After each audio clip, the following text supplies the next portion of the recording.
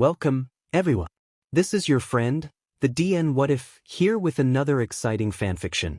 Today, we're diving into the story of What If Deku the Sludge Villain Never Got Away? If you enjoy this video, don't forget to hit that like button and subscribe for more fanfiction content just like this. Now, let's get started with the fanfic. Chapter 1, 0. She wasn't sad anymore. She was numb. The numb she knew was somehow worse. Atticus. It all started with rooftops.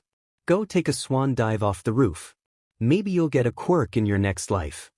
It's good to have dreams, however, you must be rational. Fighting villains with quirks while being quirkless. So he decided he should end it with them as well. Who knows, catch a dash, no, Katsuki might be right. His dream was the reason he had managed to last this long through all of the bullying. He was on a tightrope that was slowly but surely breaking. His mother, his childhood friend, his classmates, no one believed that he could do it. Even All Might. Even he said it was impossible. The same man who said that anyone could be a hero. Did he not even count as a person? Deku's mouth rose into a bitter, self-mocking, contemptuous smile. You liar. He threw open the door, feet marching in line to the roof. Everyone had already left the building, going home for the day. The sun was burning on the edge of the horizon, minutes away from dipping underneath it. It was pretty. A sky of molten gold alongside slight splatters of cherry pink, with a swirl of magenta here and there. He didn't plan for it, simply picking a random day of the month on a whim, but it was an appealing day to die. He scoffed to himself. It was more than he deserved. Nevertheless, there was something magnetic about the sight of the setting sun. He flippantly walked toward the edge of the building, fingers intertwining with the bare wire fence. Slowly, he stared down at the ground, a sudden feeling of nausea exploding in his stomach. Should I really do this? What if it gets better? What if dash? F dash dot? He threaded his fingers into the fence's holes, digging his hands into the metal as if to habitually wake himself up via pain. It had always worked after all. What am I even doing? I already decided that it wasn't worth it anymore, yet. Why am I being so stupid? This is the best way. His lip trembled in revulsion, not from the drop to the ground, but because of himself. The whole situation was ridiculous. He knew what he was getting into, exactly what he was doing. It wasn't just an irrational decision inspired by a freak bout of negativity. It was planned, calculated. It was his ticket out of this hopeless reality. Why wouldn't his heart stop beating so frantically? But he was getting scared by it dash. DMN it all. His fingers, which had gradually slithered in the fence's wire holes, clamped down. Metal bent and warped, sawing through his flesh like a cheese grater to cheese. It was only when a drop of blood fell down to his wrist, however, that he noticed what he had done. He was jolted awake in the blink of an eye. He slowly pried his fingers out of the hole, wincing slightly at how big it was. He didn't mean to damage the infrastructure. He was already a bother when he was just breathing, but then he had to go and tear a hole in the fence. It was already going to be a big inconvenience when they found his body, and he had to go and do this too dash. I need to calm down. I already broke the fence, and I can't do anything about it now, so I can just leave some money around? Yeah, that should be fine. Except, I don't have any money. What about the fence then? I can't just leave the hole there. Where did the ball go? Seriously? How hard did you hit that? I don't see it anywhere. He felt his tense frame relax at the realization that it was just a ball. The other boy sheepishly laughed. He looked like a little ant so far below, and scratched his head. Sorry.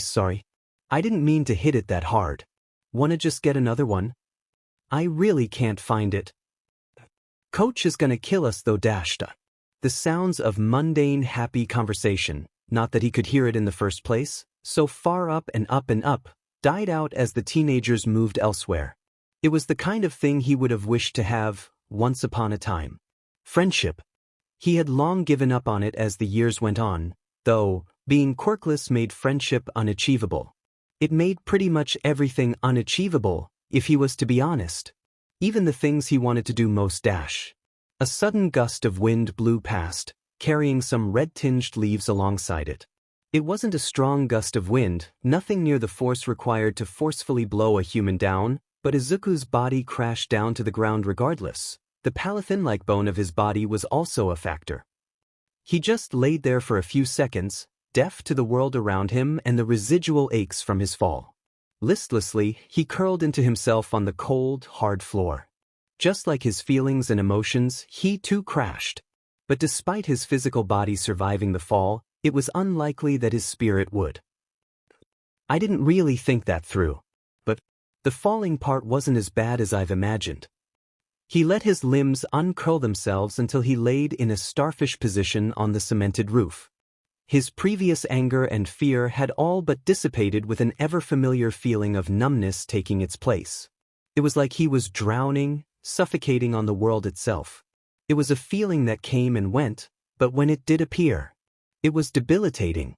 His darkest moments were not when he limped home with enough bruises that they might as well have been his skin itself, or when he was left to stew in the water fountain, nor was it when everything just felt so overwhelming, so much so that he cut, but these moments of complete and utter hopelessness. It was starting to wrap around his thoughts and feelings with increasing regularity, and that terrified him. He'd do whatever he could to escape from it, including death. What was the point in living if you were like this? To be dead while you were alive? At least with this.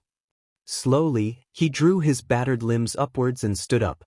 He approached the fence once more and looked downwards. He couldn't feel anything in particular. Grasping around for his notebook, he held it with surprisingly gentle hands. It was torn, burnt, and bent in places as well as scribbled over, but it was almost everything to him. He couldn't help but be careful with it. Notebook in hand, he flipped over the fence, crouching on the tiny ledge of the roof. He placed his notebook down and slowly began to untie his shoes, fingers digging into the already red fabric, growing even redder with the blood of his fingertips, and tugged it loose and off his foot, gently laying them beside him. He smiled, a little, at the outrageous red that they were, similar in nature to a fire hydrant. In fact, his mother was the one who decided on them when he was doubtful and, "That aren't these a bit too red?" His mother turned toward him and pouted. It was a look that a grown woman in her 40s shouldn't be able to pull off, but his mother had always been special. In a good way, of course. She had a tendency to cry, and pout, and sulk, but he wouldn't trade it for the world. It meant she cared after all. She also smiled like she had the sun itself trapped in her lips. To us. Her warmth had kept him from drowning in himself many times. He was grateful to her. He wondered when it wouldn't be enough to keep him afloat. "Izuku, you don't like them? I thought they would look so good on you too." He denied it. No, I like it. I promise." "That's good." He took another glance at the red shoes. Now that he was looking at them again, they didn't look that bad. He really liked them now. Wore them every day. He turned his head, just in time to see his notebook plummet to the ground. He automatically tried to reach down and catch it, but it fluttered mischievously out of his fingers, caressing his fingertips as a lover would, before ultimately fleeing just out of his grasp. The wind took it far, far away into the distance. The bindings came loose, and a flock of paper soared out, gliding along with the wind. A drop of water slid down his cheek, and he absent-mindedly wondered if it was about to rain. He could only stare blankly for a while, watching helplessly as the last of his notes soared off into the distance, and crashed to the ground like a baby bird that couldn't figure out how to fly. The aching chasm of nothingness in his chest expanded and expanded until not even the sentimental thoughts of his mother could keep him above water. A glance at red shoes didn't even make him flinch. So he sunk. Mechanically, he continued to take off his shoe, laying them both now on the chilled cement beside him. He stood up. There was naught but a few inches between him and death, and he had never felt so at peace. "I'm sorry that I'm leaving like this, Mom. But surely you'll see, just like everybody else, that life is much better without me in it. You won't have to worry about the bills anymore or stress about the money in your purse. You'll forget all about me and find happiness. Maybe even get remarried to a good guy that can no longer be bothered by the fact that your son is quirkless. Or maybe not. Just be happy, okay? Goodbye, Mom." Without fanfare, he took a step forward and plummeted to the ground. Creator's thoughts. See under sunlight. I'm pulling all of my work from another website, so there's gonna be a bunch of updates coming every hour. Smiley face. Normally, I always update my stories on Fridays and Sundays. Sometimes I update on Wednesdays. If I ever have to go back to school, it will be reduced to just Sundays again. Comment. 12 comment. Chapter 2, 1. Life belongs to the living, and he who lives must be prepared for changes. Johann Wolfgang von Goethe. Power thrummed in the air, and with that power came a swirling mass of darkness. Unknown and unseen, a boy merely 14 years of age slipped through the cracks of space itself. When the towering and overbearing power dissipated, nothing was there. That day, the boy known as Midoriya Izuku vanished from the world itself. The dark, inky mist resurfaced in another place. The laws shackling the world broke in an instant, and then reformed in that very same instant. Slowly, a pale young boy fell out of the mist. His green eyes were dull and pale as if they were gems that had lost their luster. And those very same gems were defined by deep, dark lines. His matching green hair was dry and crusty, with wayward strands of hair springing up in rebellion. Most importantly, his complexion was as pale as a ghost's. He looked as if he could drop dead at any minute, and truthfully, the boy would probably prefer to do so.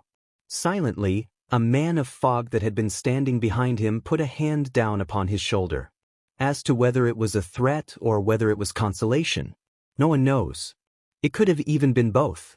The boy suppressed a shudder of revulsion, as if he was opposed instinctively to the concept called touch.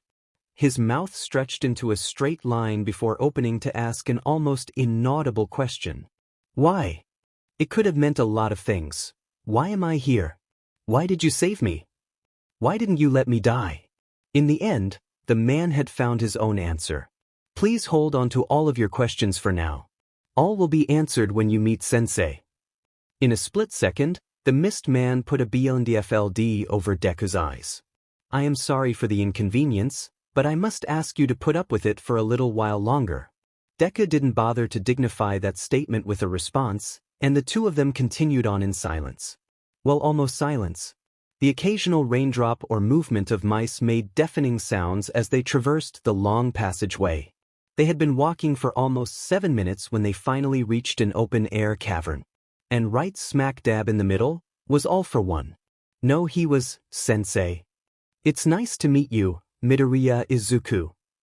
He said you would answer all of my questions. Deku directed his gaze towards Kurogiri before lazily spinning his head back toward All for One.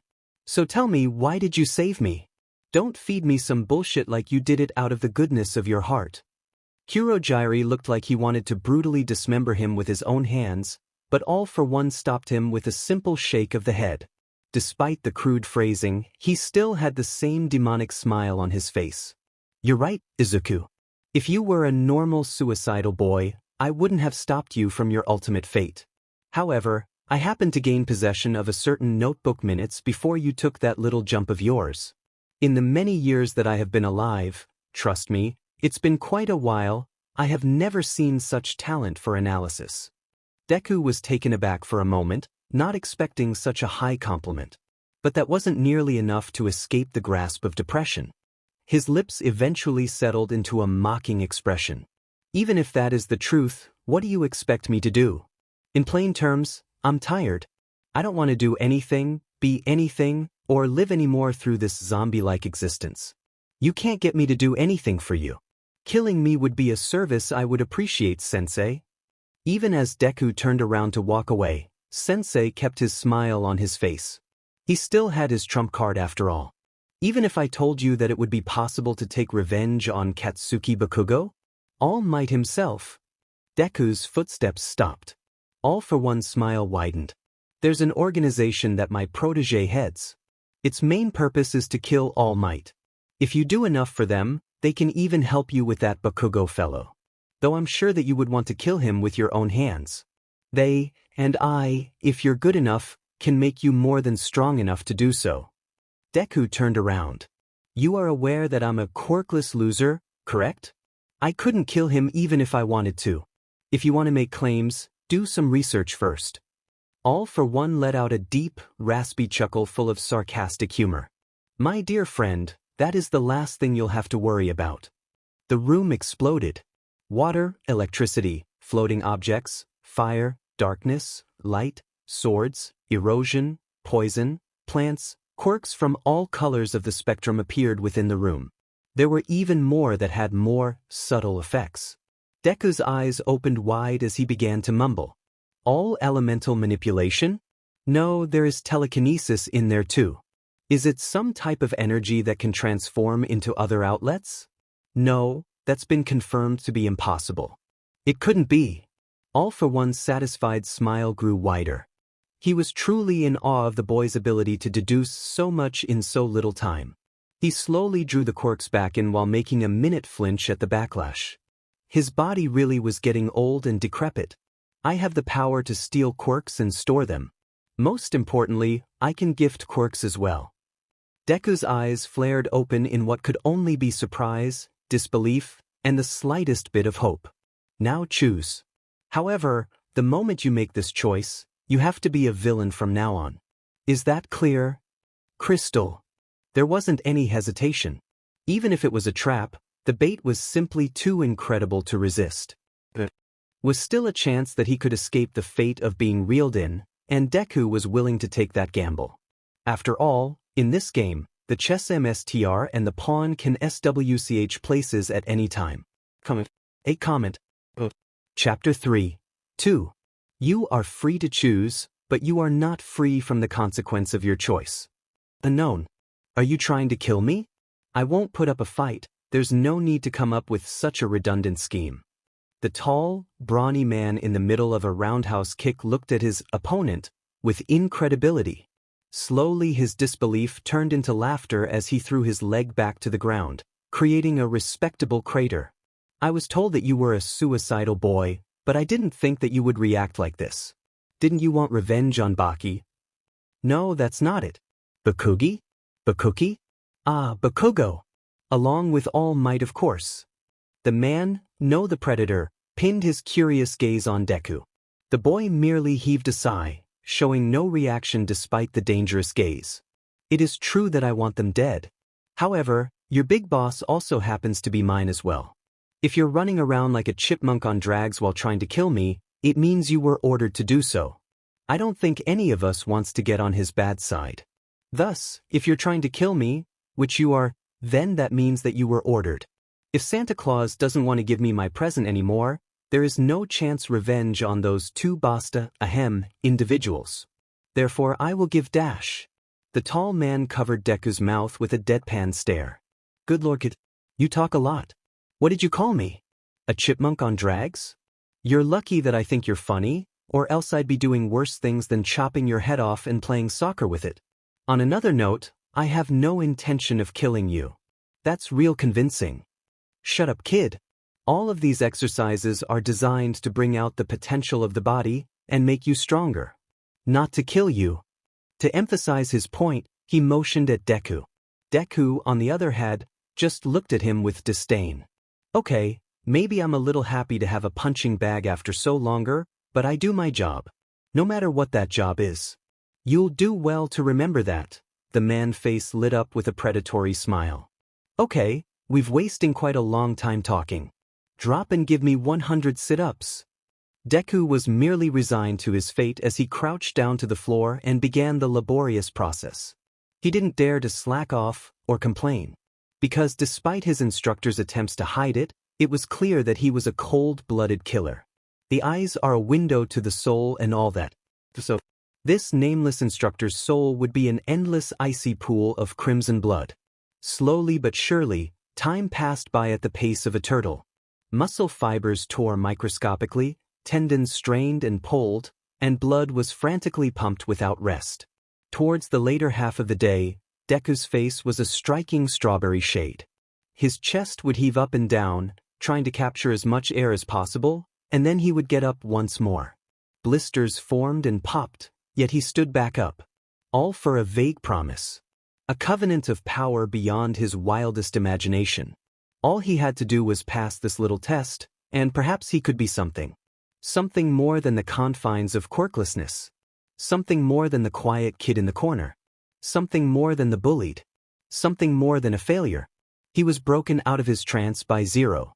Somewhere throughout the day, Deku got tired of thinking nameless instructor in his head and asked the man what his name was. The question had seemingly stumped the man before he replied with Zero. It was the first time that Deku felt like he got any real emotion out of the man. A bizarre mixture of sadness and guilt. You're right in thinking that this is a test, kid. Our big boss, as you like to call him, wants to make sure that you have the conviction to follow through with your decisions. You've impressed me with your drive, so you've passed this test. Your final test, however, is to follow me on my job. Deku looked at him with indifference as he nodded. Don't get too happy just yet. My contract this time is assassination. Even Deku couldn't prevent his eyes from widening the slightest bit. Zero looked as if he was the king of the jungle that had finally captured his prey after a long chase. As he moved toward the door, his footsteps made no noise. Somehow, that achievement tugged loose an emotion from the depths of Deku's mind: fear. A wave of goosebumps popped up along his arms and legs. Of course, you'll be the one pulling the trigger, Deku. He drew his watch closer to his face. You have 5 minutes to make up your mind. I don't want any wishy-washy CRP out on the field. The door closed with a slam. A series of thoughts screamed and raged and echoed and reverberated within the confines of his mind. How could he kill someone? What if they liked being alive? What if they had a mother, a sister, a father? What would happen to their dreams? Their hopes? Their future? Abruptly, he found his answer. Their dreams, hopes, and futures. It will all die alongside them. Nothing will be left. Who was he to place his hopeless existence above theirs? I get it. What a murderer really means. A corrupt judge.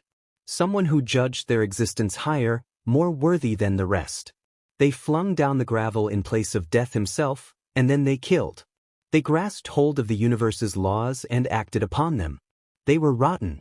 Yet they were justice. For a judge is justice, RHT, an unceasing paradox that had lived on since the first death. IJUSTWANTTOB. There is only question left. Does my existence truly take precedence over theirs? What am I saying? My existence will never be worthier than theirs. Yet, I'm doing it anyway. I wonder what that says about me? Ha ha. Little trickles of blood raged down his cheeks, and his irises slowly turned blood red. Izuku was gone. The kid who wanted to be a hero, to save lives, was gone. All that was left was a blood-red husk. All that was left was Deku. Comet. Chapter 4. 3. I did it. I killed someone. Is revenge worth sacrificing my humanity? Someone else's life? I don't think I will ever know the answer. Okay, your 10 minutes are up. Why are your eyes red now, kid? Deku just looked at Zero in confusion. Indeed, his eyes had turned into a dark, crimson red. Almost as if they were the legendary red spider lilies themselves. A guide for the dead, a flower that symbolized the afterlife itself. Zero looked down at Deku in contemplation. I've heard of people's eyes changing color according to their emotions, but I've never witnessed it myself. I thought that you were a block of ice, but you can be interesting when you want to, huh? So you're saying that my eyes are red now? Deku exclaimed. That's indeed what I'm saying. Freaky eye color changes aside, it's time to do the job. My good old client is starting to get ticked off at me for taking so long. I made sure to save it especially for you. Don't worry, you can thank me later. Something similar to outrage blossomed itself into Deku's chest, but it dissipated just as quickly as it rose. All that was left was smothering indifference and a peculiar type of cynical tiredness. He couldn't gather up enough energy to feel. Not that it was anything new. You're no fun, kid. On a more serious note, we'll be going now. If you mess up, get yourself killed, whatever. I'm not here to be your babysitter. Am I clear? Yes. Zero didn't bother to say anything more after that, and neither did Deku. The figure of a smaller teenager following a tall adult around like a chick was humorous. That is, until you considered their motives.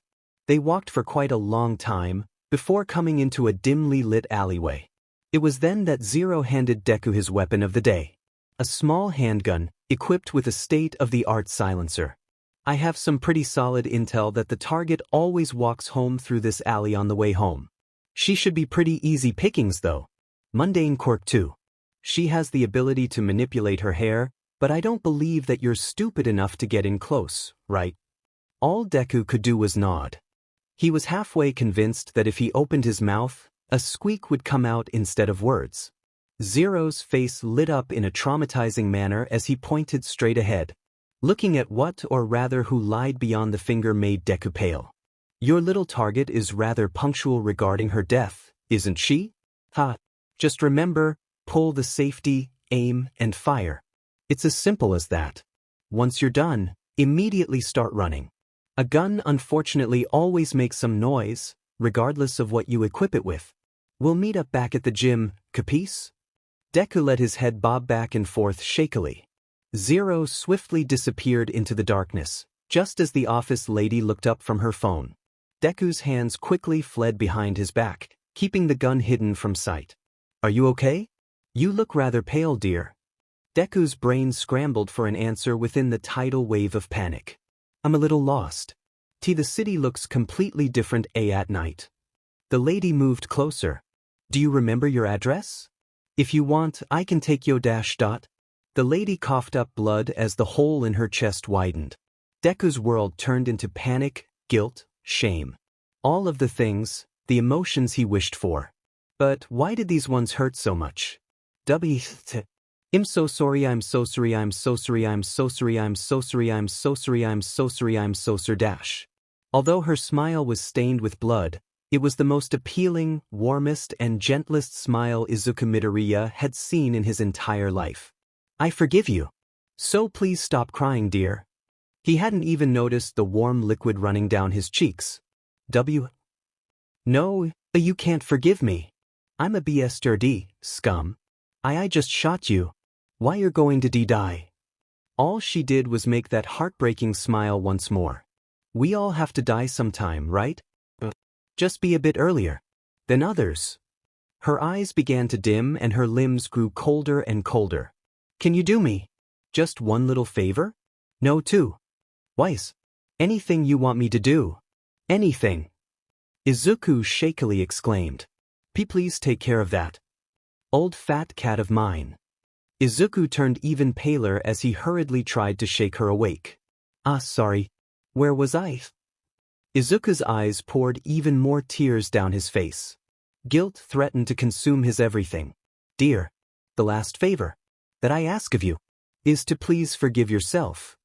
She reached up her shaking hand to pat his head, and then she was gone. She was dead.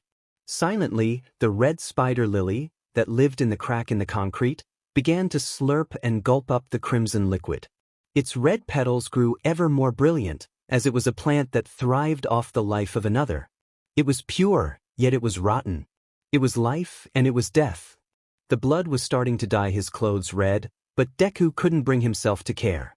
His body started to act on autopilot, mechanically putting on his change of clothes, and throwing away the gun after wiping his fingerprints off. He started off as a walk, then a jog, then a full-out sprint. His breathing began to quicken and his pulse started to race, but his mind was a broken record. It repeated words over and over and over again, damaging itself in the process. Soon, even that disappeared, replaced with sensations. Blood soaking into his skin, the acidic stench of iron, a gentle pat to the head. You're that kid from a couple of months ago, right? The outside stimulus started to wake up his mind, ever so slightly. His mind automatically cataloged the man and his identity, mainly from having seen him so many times. Hero name, All Might. Real name, Toshinori Yagi. Descriptio dash. What are you doing out so late? His body's muscle memory started to speak for him. Mr. All Might, it's nice to see you again. I just left something at school.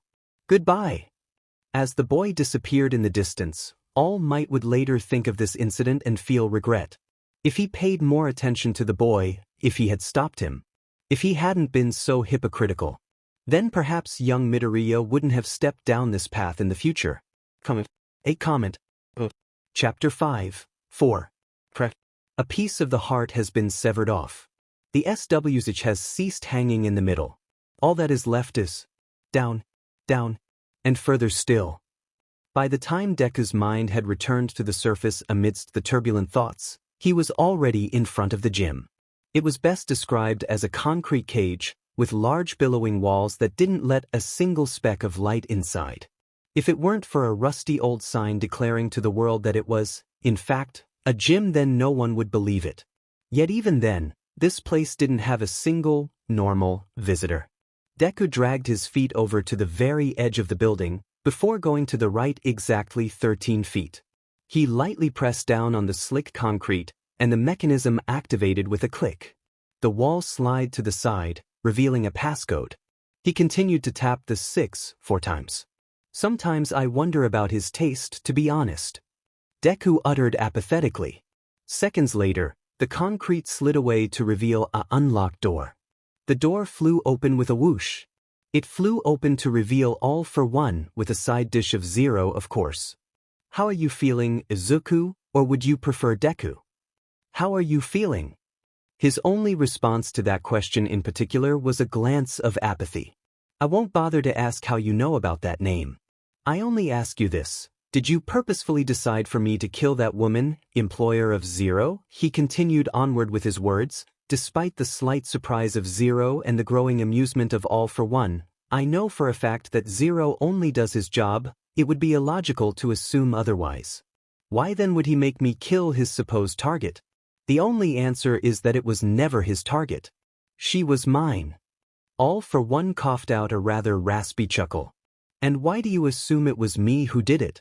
Couldn't it just have easily been someone else who lined his pockets with money? Surely despite your short time with him, you've seen his appreciation for the commodity. I take offense to that. Deku's eyebrows slanted downwards, as he added the slightest bit of pressure to his gaze. Not too much, nothing good came from pushing the man over his limits. But if he thought he was losing his calm, that was something that he could work with. A creature of impulse is easiest to control, as creatures of impulse all react the same when certain buttons are pushed down. The underestimation could work in his favor in the long run. I don't believe in coincidences. He couldn't have just so happened to get hired in such a manner right in the middle of your test. That was the truth, the frustration not so much. He had come to a realization after the incident. Before, he couldn't experience emotions in an overboard manner, so to speak. He still had deep-seated desires to feel, and some extreme situations could dredge the emotions out of his soul. Now, however, it was like SWH had just turned off. He couldn't honestly care less anymore. Everything was dictated by logic. Revenge is necessary, therefore take steps to complete it. Being a puppet is not ideal, therefore make contingency plans. Just like that, Deku lost his humanity. You're right, It was indeed me who ordered 0 to behave in such a manner. I don't believe that this changes anything, though. Deku acted as if he was reigning in his emotions. No, it doesn't change anything. He lied this time. In truth, it changed everything. According to the pieces of his moral compass that were still intact, in this situation, since he can't take care of the committer, which is himself right away, he could kill himself later. Revenge was still a thing after all. He could only kill the mastermind. Although he couldn't quite tell how he was going to achieve that as of yet, the board was not yet set in stone. Victory was still possible. Good, seeing as you have passed all of my tests. It is now time to give you a quirk. Those words succeeded in capturing Deku's full attention. After all, the quirk would beef up his chances quite a bit. I have looked through my collection and decided this quirk, i.e., green lighting, is most suitable for you. All for One paused slightly. As much as I would like to give you an information-type quirk, it is better not to, considering your mental condition. Your brain may react adversely to the stimulus. He aligned his features into what would qualify as a faint smile, as he crunched the numbers in his head to determine how exactly he could integrate this into his plan. He still paid attention to the outside world, however. At All for One's beckoning hand, he drew closer. Then the hand of All for One rested upon his scalp, And the process began. His pain receptors were alight with flame, his body was thrown into haywire as his genetic structure began changing, and his limbs began twitching erratically, but Deku once again didn't care.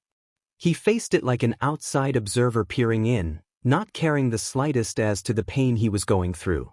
All aspects of his being were focused on feeling out the process. Of course, for his little audience, he didn't forget to look in pain.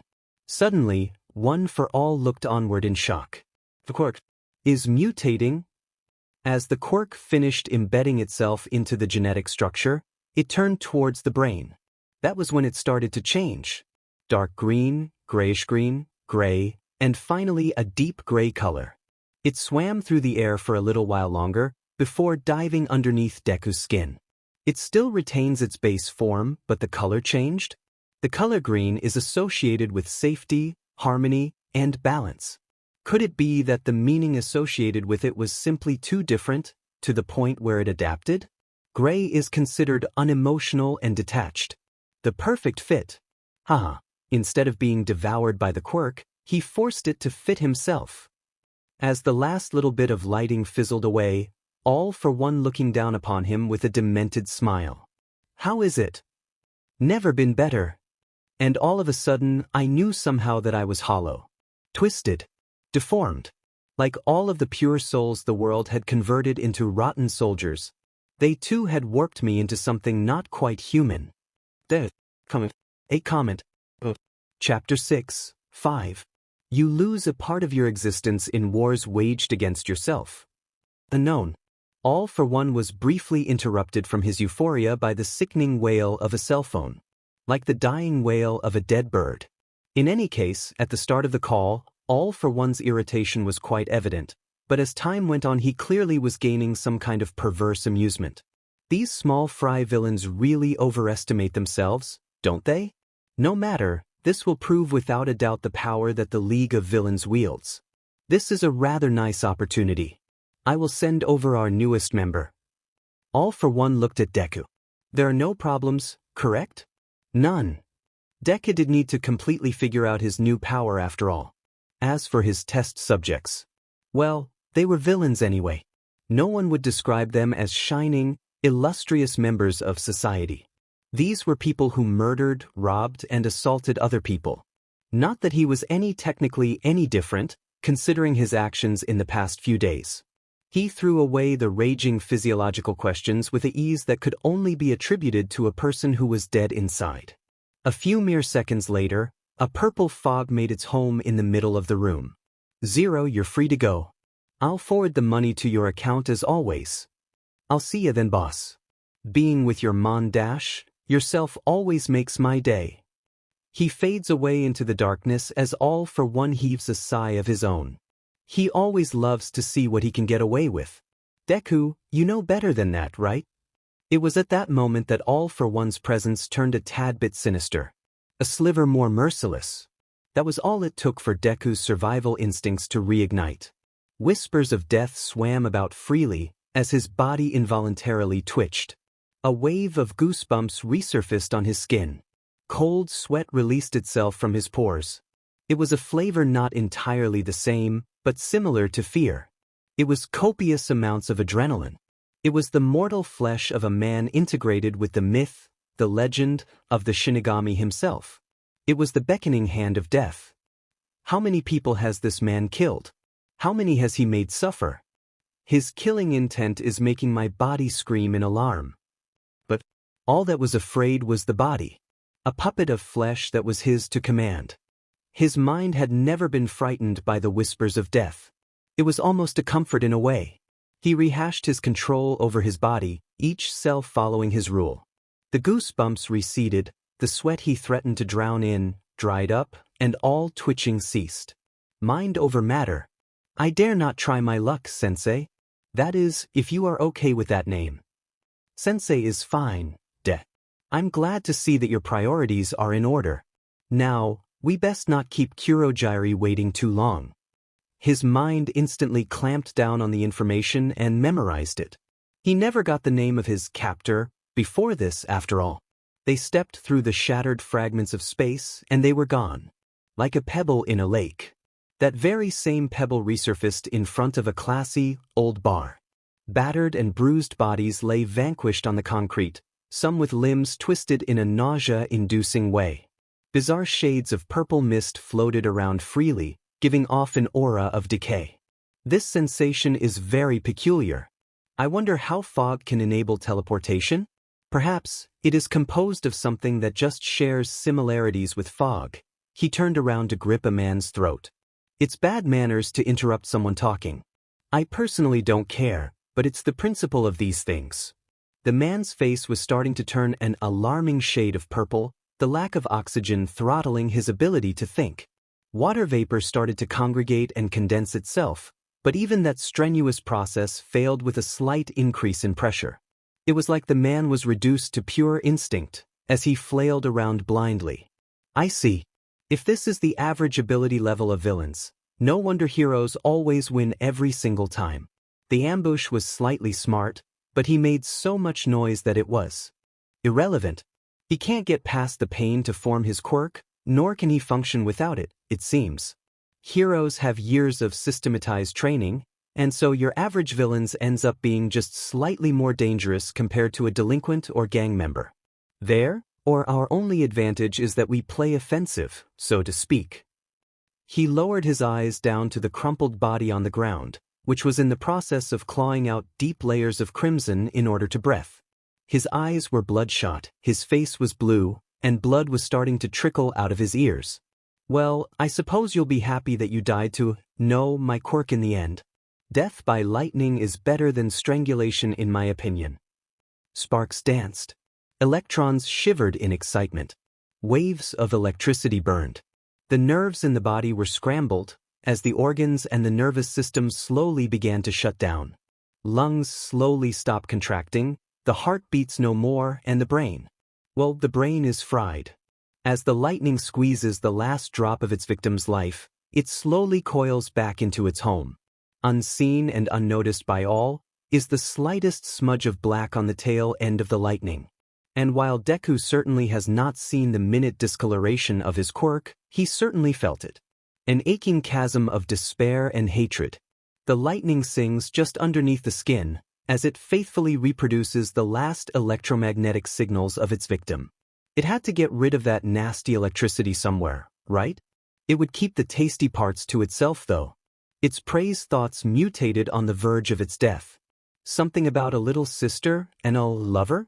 In any case, those thoughts were rather crunchy, so it liked them. Deku's eye widened uncomprehendingly at the unfamiliar feeling. He didn't have those. Not anymore. What is this? I'm feeling something. This is a tad bit too artificial compared to what I remember. His gaze fell downwards uncontrollably, like a meteorite, to the body on the floor. A vague idea began planting itself in his chest. He looked up at the newest edition that appeared in front of him. So you're the newbie Sensei chose? TSK. He narrowed his one visible eye at him, and he returned the gesture with a fake smile, entirely out of reflex. The man-child simply just continued to stare at him in disdain, before grudgingly opening his mouth. Welcome to the League of Villains. Comment. Chapter 7, 6. There are wounds that never show on the body that are more deeper and more hurtful than anything that bleeds. Laurel K. Hamilton. So you're the brat that Sensei said would join us? He carefully drew up the little muscles that composed the entirety of his lips. Just enough to qualify as a smile, but too little to be actual happiness. He directed his eyebrow to twitch and fall just a slight bit lower. In the end, it formed the expression of irritation and calm. He preferred oxymorons, in contrast with the rest of the figurative language spectrum. The beauty of controlled chaos. The irony of a deliberate mistake. It was a kind of rotten purity all by itself. It seemed like he took a little too long to answer, as the white-haired man started to itch his neck of all things. Yes, I would be the brat you are speaking of. He looked at Kurogiri's relative position and came to an understanding. I assume that you are the leader around here, then? Sensei's protege that he spoke of? It's a pleasure to meet you.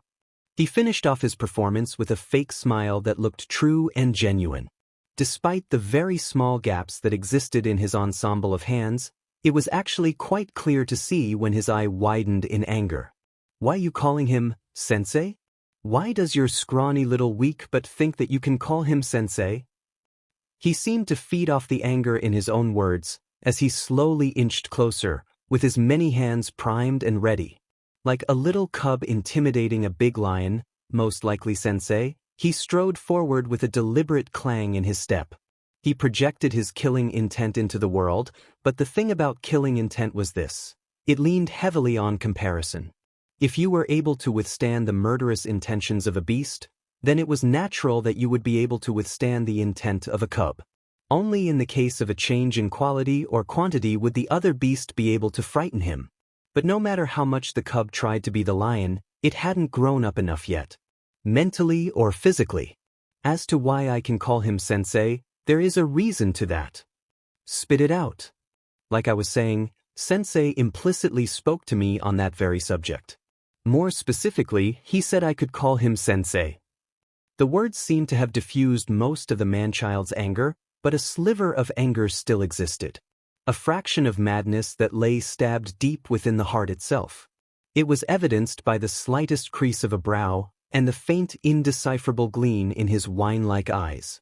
It seems that I've managed to PSS off the boss of this whole operation so easily. How quaint. Why does All for One put him in charge? Perhaps it could be his quirk. How any one person can affect the number one hero is doubtful though. I need to reevaluate All for One if white hair was put in place for strategic purposes. I'm still missing something. Something big. If I may ask, what are the organization's current goals? The answer came back immediately. Kill the useless piece of trash that is All Might. He definitely doesn't seem like the strategic type. It sounds like a personal grudge, which could provide some interesting twists. How are we going to achieve that? Do you have any plans? Kurogyari, who was staying silent up until now, opened his mouth and answered instead of the white-haired man. We are currently in the process of recruiting. With more manpower dash.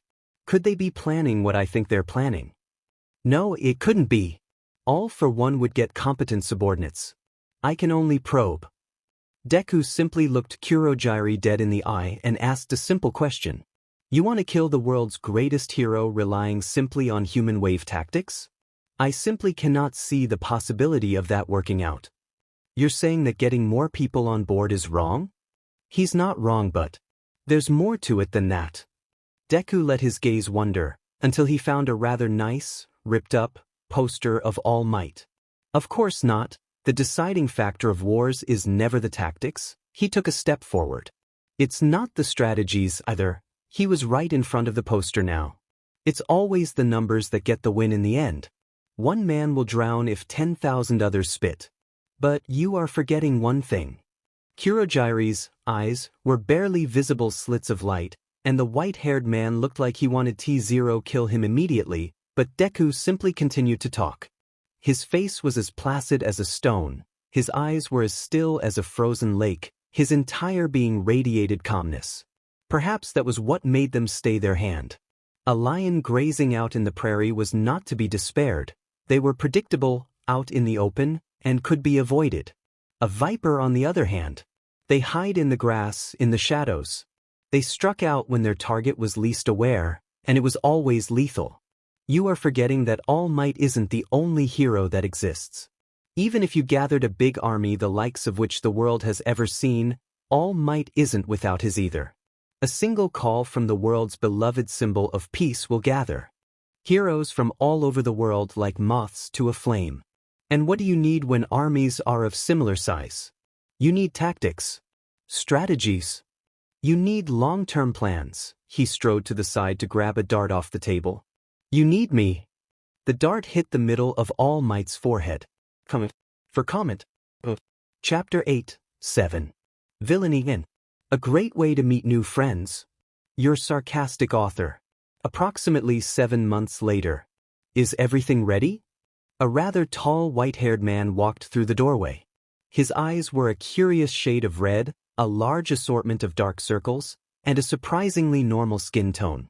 Despite those exotic features of his, The first thing you'd likely notice was the assortment of floating hands on his face and limbs.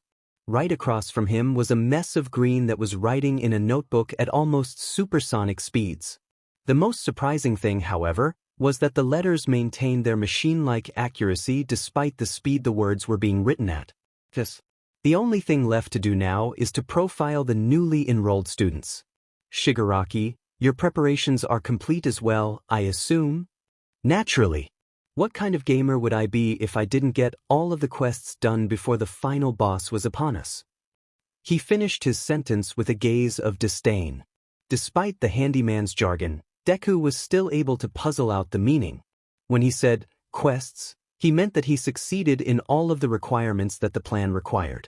And final boss meant All Might himself. Deku, at first, had no idea what Shigaraki was talking about when he started one of his gamer rants. He never had the opportunity to play video games when he was growing up. Mainly because he was too focused on watching heroes and taking notes, but also because his mother was barely able to keep up with everything. The rent, bills, mortgage. They were almost too much for the woman who was also a now single mother. It already killed him enough to watch her push herself to unreasonable limits in order to buy him an All Might action figure for his birthday. His mother. He hadn't thought about her in a very long time. The thought of her killed him a little each time. It was true that she never had faith in his dream to be a hero, but she was so much more than that. She was a shoulder to cry on, a back to piggyback on, and a mouth to laugh with. She was Santa Claus at Christmas and the Easter Bunny at Easter. She was his only friend. He could forgive her, love her even despite the fact that she never believed. In a way, it was almost a relief. The bubbly, happy, sometimes crying mother was a human too. She doubted things. But fate has always had a twisted sense of humor. Because she wasn't wrong. He didn't become a hero after struggling through countless trials and tribulations in order to save people. That wasn't his story any longer. The only thing that was left now was a path drenched in blood, suffering, and revenge. A villain.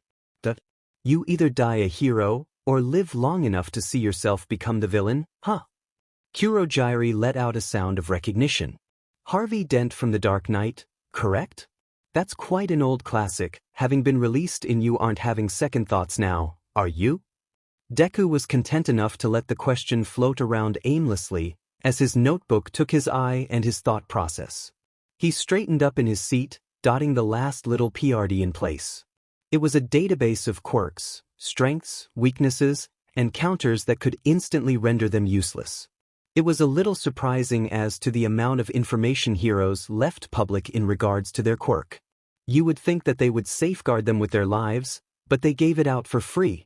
Simply for even more fame and appreciation from the public. He lightly swirled the non-alcoholic concoction that Kurogiri had made before chugging it down instantly. It served its purpose. It drew him out of his rambling train of thoughts. That was the one habit it seemed he would never get rid of. He focused his attention on Kurogiri once more, and with the ease of practice, he lightly drew his lips in a smile that was acidic to the taste. Of course not. I didn't go into this without being aware of the consequences.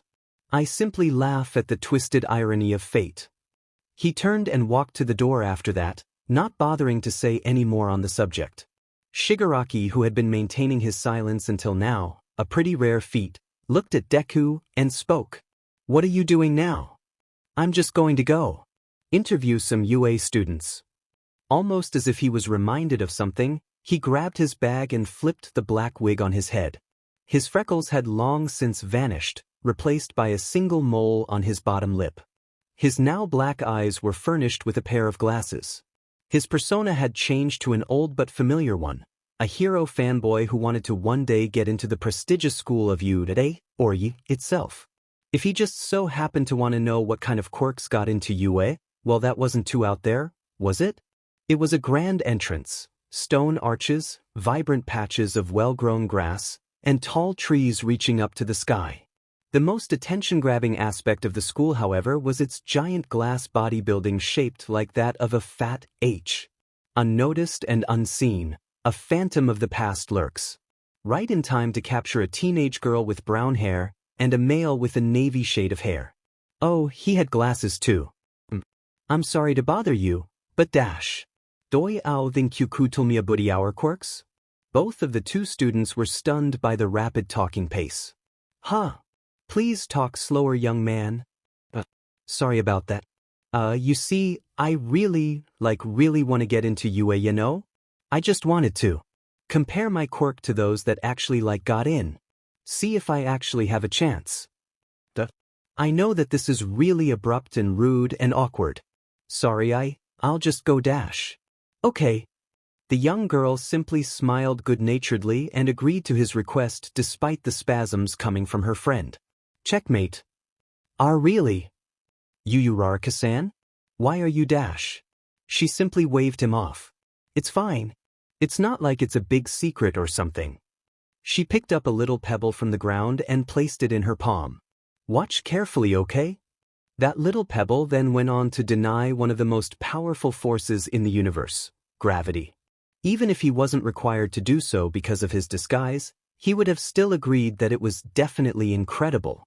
Oh, so cool. Thanks. Ida over here has little engines on his leg. He can go really fast. Deku carefully did a 90-degree bow several times before fleeing, trying his best to express sincerity that he couldn't feel. It was nice that they made his job so easy, however. He thought he would have had to pull out the secret weapons, crying and puppy dog eyes. He sighed to himself as he thought about the number of students still remaining. It's okay, I suppose. A rather interesting change of pace. I can almost imagine myself walking among them, but this is my reality now. I'm a villain. Creator's thoughts. Sunlight. And Deku is getting all nostalgic. He still doesn't really feel anything, but he can make rational assumptions. And rational assumptions dictate that a hero is a better career choice, no killing, friends, being a respected member of society, etc. Add on the fact that he once was really that fanboy, it has him almost feeling regret. Almost. On another note, this is my highest word. Count yet at 300-ish words. I know, it's not that special, but I feel pretty proud of myself. 3. Comment. 2. Comment. Chapter 9. 8. Always dress like you're going to see your worst enemy. Kimura Lee. It was a nice day all in all. Sunlight dribbled down from the sun down to here on the earth, the birds were singing in a passable tune for once, there were majestic trees places in optimal locations for the maximum amount of cooling shade, and it was the perfect temperature to take a nap in. Not too hot, not too cold. Something about it just lulled its receivers to sleep. Or at least, that's what it had been before he stepped inside the USJ building. He had known that it stood for the unexpected simulation joint, but it didn't quite register as to the degree of horrible weather and natural disasters that actually occurred. He knew that UA had a frankly ridiculous budget, but this was. A little voice inside of him was screaming at him to focus, so he mulishly left that spiraling chain of thoughts as he refocused on the situation itself. All of the Class 1A students were here, Bakugo was definitely here. In truth, Deku expected him hurling insults to everybody, just like he expected him to try and pick a fight with one of the villains. Interestingly enough, he was just quietly surveying the situation. As interesting as this little character development of his is, I don't see All Might anywhere. This is a rather large problem. Shigaraki sent him a slight eye glare before announcing his displeasure. Deku, where is All Might? In the group of the students, Bakugo made a subconscious response of recognition, but for the life of him, he couldn't tell where he had heard that name before. Sure, he used to call him that, but the physique is entirely different. Besides, he was missing or most likely dead. That villain could simply be calling his subordinate useless. Our information must have been wrong or changed last minute. Judging from the fact that Eraserhead and 13 are surprised, it was most likely a sudden change in plans. Or they might simply be good actors. It doesn't really matter. Shigaraki silently urged him to continue. The fact is that there are only 2 pros here. The rest are first-year students that have good quirks. If we capture or kill some of the students, I'm sure All Might will show up eventually.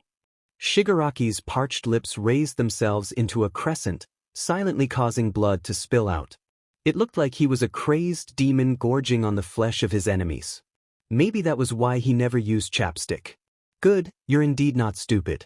Kurogiri, you know what to do, right? Indeed. It will be done in a moment. Why does this guy have to test me now and expose the plan?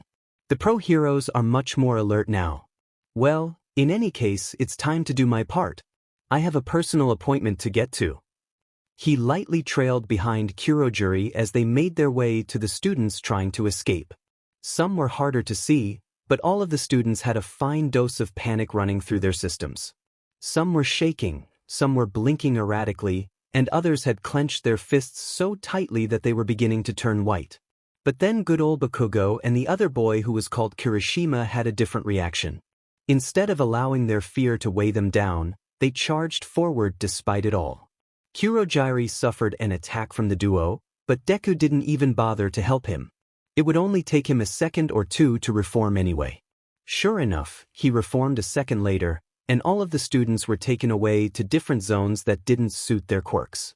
As much as he wanted to go over to where the blonde teen with anger issues was, he knew his first priority was keeping track of 13. The students could be dealt with in sufficient numbers by the grunt villains, but it was beyond their capacity to inflict worthwhile damage on a pro. And then 13 started up her quirk, and almost esseked Kurogiri away. Thanks to Kurogiri's quick thinking, he made the black hole reverse itself by putting up another portal. Wind ravaged the area, tearing apart the land, and half of 13's suit in the process. But despite paying 13 a great deal of attention, he was also carefully checking up on the students. So that's why, when the students started to run, he really didn't stand a chance. He lightly tapped his foot on the ground, as lighting swerved and raged in the spaces in between the soil particles. He couldn't physically keep up with the young man's speed quirk, but lightning would never be described as slow. Usually, after traveling that much distance, his lightning would merely serve as a static shock at most. Well, it would be the case if the student in question didn't have metal in his legs. Despite the increased effectiveness, it didn't completely immobilize the speedster. One could tell that despite the shock, he was still capable of taking a few steps. However, in that brief moment of shock and pain, he stopped. That instance of time was more than enough for Deku to catch up with him. With a fluid, water-like motion, Deku completely slipped past the guard his opponent had feebly got into the moment he finally comprehended he couldn't get out of this fight. He then proceeded to elbow his foe hard in the stomach. He was thrown into shock once more, doubly so considering the concentrated lightning of the tip of his elbow. Deku could already make out the angry swell of a third-degree burn from the crack in his armor. Then with a solid hit to the back of the neck, the hero wannabe fell completely unconscious. He could hear multiple gasps and shouts belonging to the group of misfits at his back, but he didn't bother actually listening. Kurogiri, take this kid, I believe his name is Ida, and give him to Shigaraki. You guys can then set up a signal to All Might and tell him that if he doesn't come alone, we'll kill him. Oh, before you go, please send me over to where you dumped the blonde kid at. More specifically, Bakugo Katsuki. The one who attacked me at the start of this whole thing? His face fell into one of contrived playfulness. Yeah, that's the one. Creator's thoughts. Sunlight. And, I know, I'm evil because I gave you a cliffhanger. Truthfully, I wanted to do the Bakugo fight this chapter, but I kinda got carried away. Do you guys like how I describe fights? That's one of the main reasons why this chapter took so long, to be honest. Well, please continue to give me feedback in the comments. Smiley face. Comment. For comment. Chapter 10, 9. My bones can be scorched from fires, broken from betrayals, stained with blood, and I will still continue to fight. For I have nothing else left but blood-stained ideals. Unknown. Warnings. Cursing. It's Bakugo, what else do you expect? And suicide, sad face. The sensation of going through Kurogiri's portal was unique and varied each time. Sometimes it felt like your body was entirely numb and cold before being disassembled like a bunch of ones and zeros. Other times it felt like you were floating around aimlessly in the vast expanse of space itself. This time it felt like going underwater, suffocating, impairing, and oddly enough, freeing. It all lasted for a second and then he was there. Standing right before the very boy who had made his life hell. It was All Might who had added on the sprinkles and icing to the cake, the one who drove that last knife straight towards his heart. But the one who added the knives in the first place was his childhood friend. His Kaken. Deku didn't doubt that he would have been ostracized even if Bakugo wasn't here, but the fact that it was his childhood friend who picked on him the quickest as well as the hardest. Well, that made it personal. The space he was embedded into this time was directly in the two hero students' blind spot. As an added bonus, his figure was hidden by the large amount of grunt villains crowding around the two students. In all honesty, it was a little disgraceful as to how fast they were taken down by students. They were kids that had most likely only seen combat only once. In comparison, they were adults. They had fought, on average, more than a dozen battles each. He couldn't help but let out a light yawn while wondering how the villains had survived for as long in the profession as they did. Well, I suppose the quirks that are given to people at BRH are the only important things. Some don't even have them. This world decides the victors and the losers at BRH. A grunt villain was sent flying at him, which he lightly dodged as he watched the body fly off into the distance. Did I guess I'll do my job now?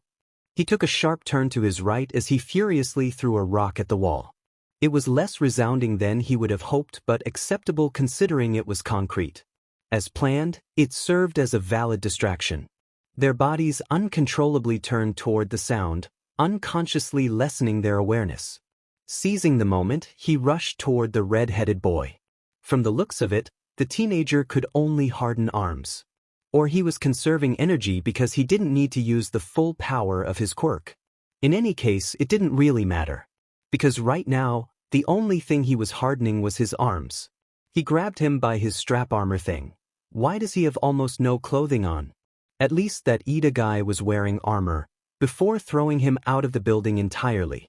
He split off a little of his lightning to hover around him to continually zap him. It formed a snake-like form, which was something to take note of. For now though, he devoted his attention to the blonde, angry teen in front of him. Kirishima. You yesterday. He lightly swung around the black rabbit mask in his hand, as he patiently waited for Bakugo to come back from his confusion. The main reason he threw out the other kid was to create this one-on-one situation after all. He once again pasted on his smile as he prepared for his greatest performance yet. Why you dash? Let's see, why you're my childhood friend who I thought was dead, right? There's also a bit of, are you a villain? His eyes were as wide as a saucer. You would have thought that Deku just told him that he was an alien from the moon, simply judging from the amount of white in his eyes. To top it all off, there was a faint questioning look in his eyes, something like, how do you know that? No, I'm not reading your mind, you're just easily predictable. In that moment, he stealthily hid a knife in his right hand. Think fast. His left hand threw the black rabbit mask high into the air, just a few feet above Bakugo's head. Then he threw the knife in his hand at the fastest speed possible. Maybe he was lucky, or maybe it was Bakugo's intuition, but he managed to avoid the knife, mostly. It had skimmed the right side of his neck, letting quite a bit of blood rush down. UBSRD. What the hell are you doing, Izuku? His brows furrowed a little in contemplation at the unfamiliar name, but he responded sarcastically out of habit. I didn't think your thinking capacity was that slow, but I guess you learn something new every day. Or is cursing at me the only thing you can do? He looked enraged for a moment, before he forcefully put his temper down. That I don't know what happened to you, or what happened on the rooftop that day. But I do know that Auntie has been looking for you forever. She hasn't given up on finding you. The police were convinced. They were convinced that it was a suicide, but Auntie didn't believe in it. That I don't believe it. For the first time in a long time, he felt something. Surprise being the main centerpiece. Bakugo seemed to care about the situation. It was an interesting concept. Most importantly, he felt the pain of his mother's ultimately fruitless endeavors burrow deep in his veins. Normally, you would be right. I was optimistic back then, from what I remember. But yes, it was suicide. Well, a failed one. His eyes and mouth widened in sheer disbelief. Don't look so surprised, Kaken. Didn't you ever stop and think? Did you ever think that what you were doing was wrong? You'd kick me, hit me with explosions, tear up my notebooks, and mock my dreams. You personally told me to take a swan dive off the roof. All I ever wanted to be was a hero, you know? I got enough CRP about it from other people, being quirkless and all. But you made it your life's goal to make my life as miserable as possible. Bakugo was shaking now. But you know, you weren't enough for me to go that far. It's actually a pretty funny story. One day after school, I was attacked by the sludge villain. I thought I was going to die, but then All Might saved me. He was about to go away, but I had to ask him something. Could I still be a hero, despite being quirkless? And then the very person who says anyone can be a hero, says no. Isn't it hilarious? The blonde only stood stock still, glued to the ground. In mortification? After that, the bullying continued to intensify, and somewhere down the line I developed depression. And then I became suicidal, and well, you get the gist of it. His earpiece rang with new orders from Shigaraki. I swear this guy has the worst timing. Well, I'll see you later. Bakugo looked like he wanted to say something, but Deku simply gazed towards the now collapsing foundation beam. Well, it was the collapse zone for a reason. And as he stepped into the portal, he turned his head to say one final sentence. I'd be careful with that if I were you. Right before his body was entirely dragged, he heard Bakugo's voice faintly echoing in the distance. You scumbag! Get back here dash! Comment. 5 comment. Chapter 11. Is almost equal to Bakugo, is almost equal to... God damn it. I let him get away. Bakugo couldn't stop himself from pummeling his fist into the wall a couple times. Hearing the repetitive yet deadly sound of cracking, he forced himself to get out of his rage-induced haze. He needed to get out of here first. He could punch some other poor furniture later. I need to check Kirishima too. That beast better have not hurt him. He lightly drew his hands parallel behind him as he activated his explosives at near maximum power. The resulting air pressure was enough to send the building crashing down, but Bakugo was long gone. He lightly flared his power once more to slow his descent on the way down. He managed to see Kirishima just in the nick of time to prevent a large piece of rubble from crashing down on his head. The red head in question was knocked out by the repeated numbing shocks by the dancing lightning surrounding him. I was too busy with that DMN nerd at the time to think about it, but he has a quirk now? That goddamn BC didn't even bother using it when he was facing me. Kirishima. Weird hair. It's time to wake up. Seeing that the red-headed boy was still unresponsive, Bakugo used a tried-and-true method, slapping until the person in question was awake. A symphony of slaps rang out, lulling the listener awake. Or technically the feeler. In this case. Baku bro, why are you slapping me? Why do you think I'm effing slapping you? What are you, Sleeping Beauty? Kirishima simply let out a sigh of resignation. Where's the guy who k'd me? Is Dash, that villain, was called away on new orders or something? I could only hear what that shitty nerd said. And he just got out of my reach. Goddamn it, he just makes me so angry. I have to fix things, but how can I do that if he keeps running away? I never wanted him to commit suicide. He never gave up on wanting to be a hero, didn't he? I just had to put him in his place. Show him the real world before it crushed him.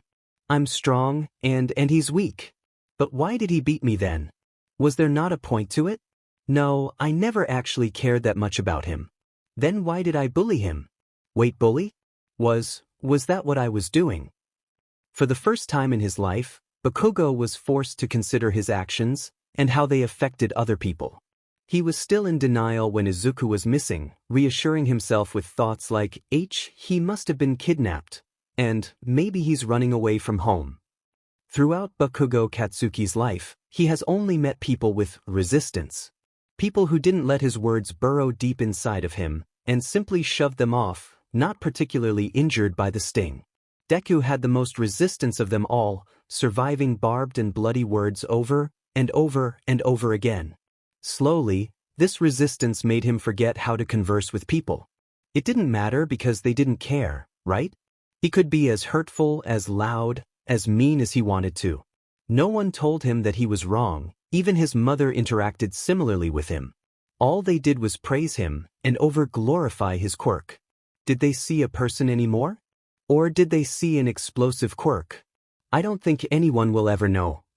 The praises continued to grow, and his ego grew fat alongside it. His ugly actions grew uglier to the despair of the people surrounding him. But Bakugo did not realize one essential truth: resistance can be worn down. The most optimistic of people can snap, never to be the same again. Because the heart is always injured the most the first time. The first time someone manages to bypass all of the barriers, walls, and defenses, well, that's when the most damage occurs. The heart isn't ready, and it will never be ready. It scars over, and the fortifications increase in quantity and quality. But no matter what, the heart always remembers how much it hurt. That's what changes people. What morphs people from a happy-go-lucky child into a scarred, icy fortress. Bakugo whittled down his heart's defenses, centimeter by centimeter, inch by inch. Then All Might came along and took the final swing. What Bakugo will never realize is that it's impossible to forget that. It's impossible to forget the agony of having your dreams and hopes being crushed, of feeling so hopeless. He can't hope to see past his superiority complex that his fragile ego hides behind. Bakugo, are you okay? You've been staring off into space for a while now, buddy. Oh, I'm fine. It's nothing weird hair. We have to go to the wherever the hell that BSTRD went. Come on. Bakugo jumped up from his seated position, fully intent on running at the maximum speed possible. Almost like he wanted to run away from his very thoughts. Kirishima barely managed to get his numbed body up in time to stop him. Bakugo, something is obviously very wrong. He never seen you get like this before. Just please talk to me. I'm your friend, right? Did that villain do something to you? Bakugo stopped abruptly, as if he had just been tasked with lightning. It felt like there were two little chibi-like things on his shoulder, one a devil and one an angel. One of them yelled and yelled at him to just brush him off, and curse at him while he was at it. But the other side argued that he was his friend, and he should reassure him. Oddly enough, the devil's voice that had always felt so easy to succumb to, didn't anymore. Like it was from a far-off world, disconnected and dampened by the rain. The angel continued to grow louder and louder, until he found himself unconsciously repeating its words. Sorry for worrying you, Kirishima. I'm fine. Maybe sometimes, people do not actually change. Maybe you, or they just never knew who they really were. Unknown. Creator's thoughts. See under sunlight. And I hope you guys like my characterization of Bakugo. I'm actually pretty proud of what I came up with, but once again I'm not a psychiatrist, so I don't really know. 3. 7. Chapter 12. 10. Better to fight for something than to live for nothing. George's Patton. It would have been preferable if I could have killed him then, but this is fine. That would have been too easy of a death anyway. When he came to, he was in a cradle of death. Blood splatters blossomed like that of a water lily opening its petals at the first morning light. The ever-present tang of iron overbearingly announced its presence to any that dared to draw near. Myriad varieties of villains lay fallen and vanquished on the ground. Twisted limbs and unconscious bodies, some were dead. It's impossible to go up against a horde and win without death joining in on the game, welcomed their visitors with their blood and skin. It was the plaza of a place that was supposed to raise heroes, the people who were supposed to represent good, hope, and justice itself. Well, it was now infested with evil. Even though this new temple was primarily built on the blood of their side. There was something that just felt wrong, like something had infested the very air itself and changed it. Deku was broken out of his somewhat nonsensical pondering by Shigaraki. What happened? He lightly fiddled with his rabbit mask, one can never have too many masks, in order to fill Shigaraki with suspense. It was petty. He knew it, Shigaraki knew it, even the imaginary dog knew it. Well, Deku never claimed to not be petty. Shame was for the weak. Deku. Well, I stopped this kid from going to call backup, and captured him as a hostage. Kurojairi should have brought him over here. Shigaraki unconsciously turned to look at the navy-haired kid now locked up in a cocoon of rope. He couldn't help but feel irritated at his surprising competence. I was in the middle of a fight between the potential number one in the class, but you called me back over here before I could finish the job. So, what's the important thing you want me to do? Shigaraki just glared at him in irritation while making some threatening motions with his hands. This organization's not going to get far if you threaten me when I do my job, you know. Kurojairi heaved a silent sigh before creating a tiny portal between the two. Deku, I just finished calling All Might, and he's going to come any minute now. By the sound of it, he's going full-on rage mode. It would be best if you saved your squabble for another time. Shigaraki immediately forgot all about Deku, as he started to spew some customary insults that he reserved for only the number one hero. On the other hand, instead of reacting with fear or excitement, Deku just continued to look at Kurojairi weirdly. As much as hearing that All Might was coming to get himself killed was nice, something far more otherworldly had just happened. What is it, Deku? Shigaraki's infected you with his gaming terminology, Kurojairi. At that revelation, Kurojairi looked as if he had lost his soul.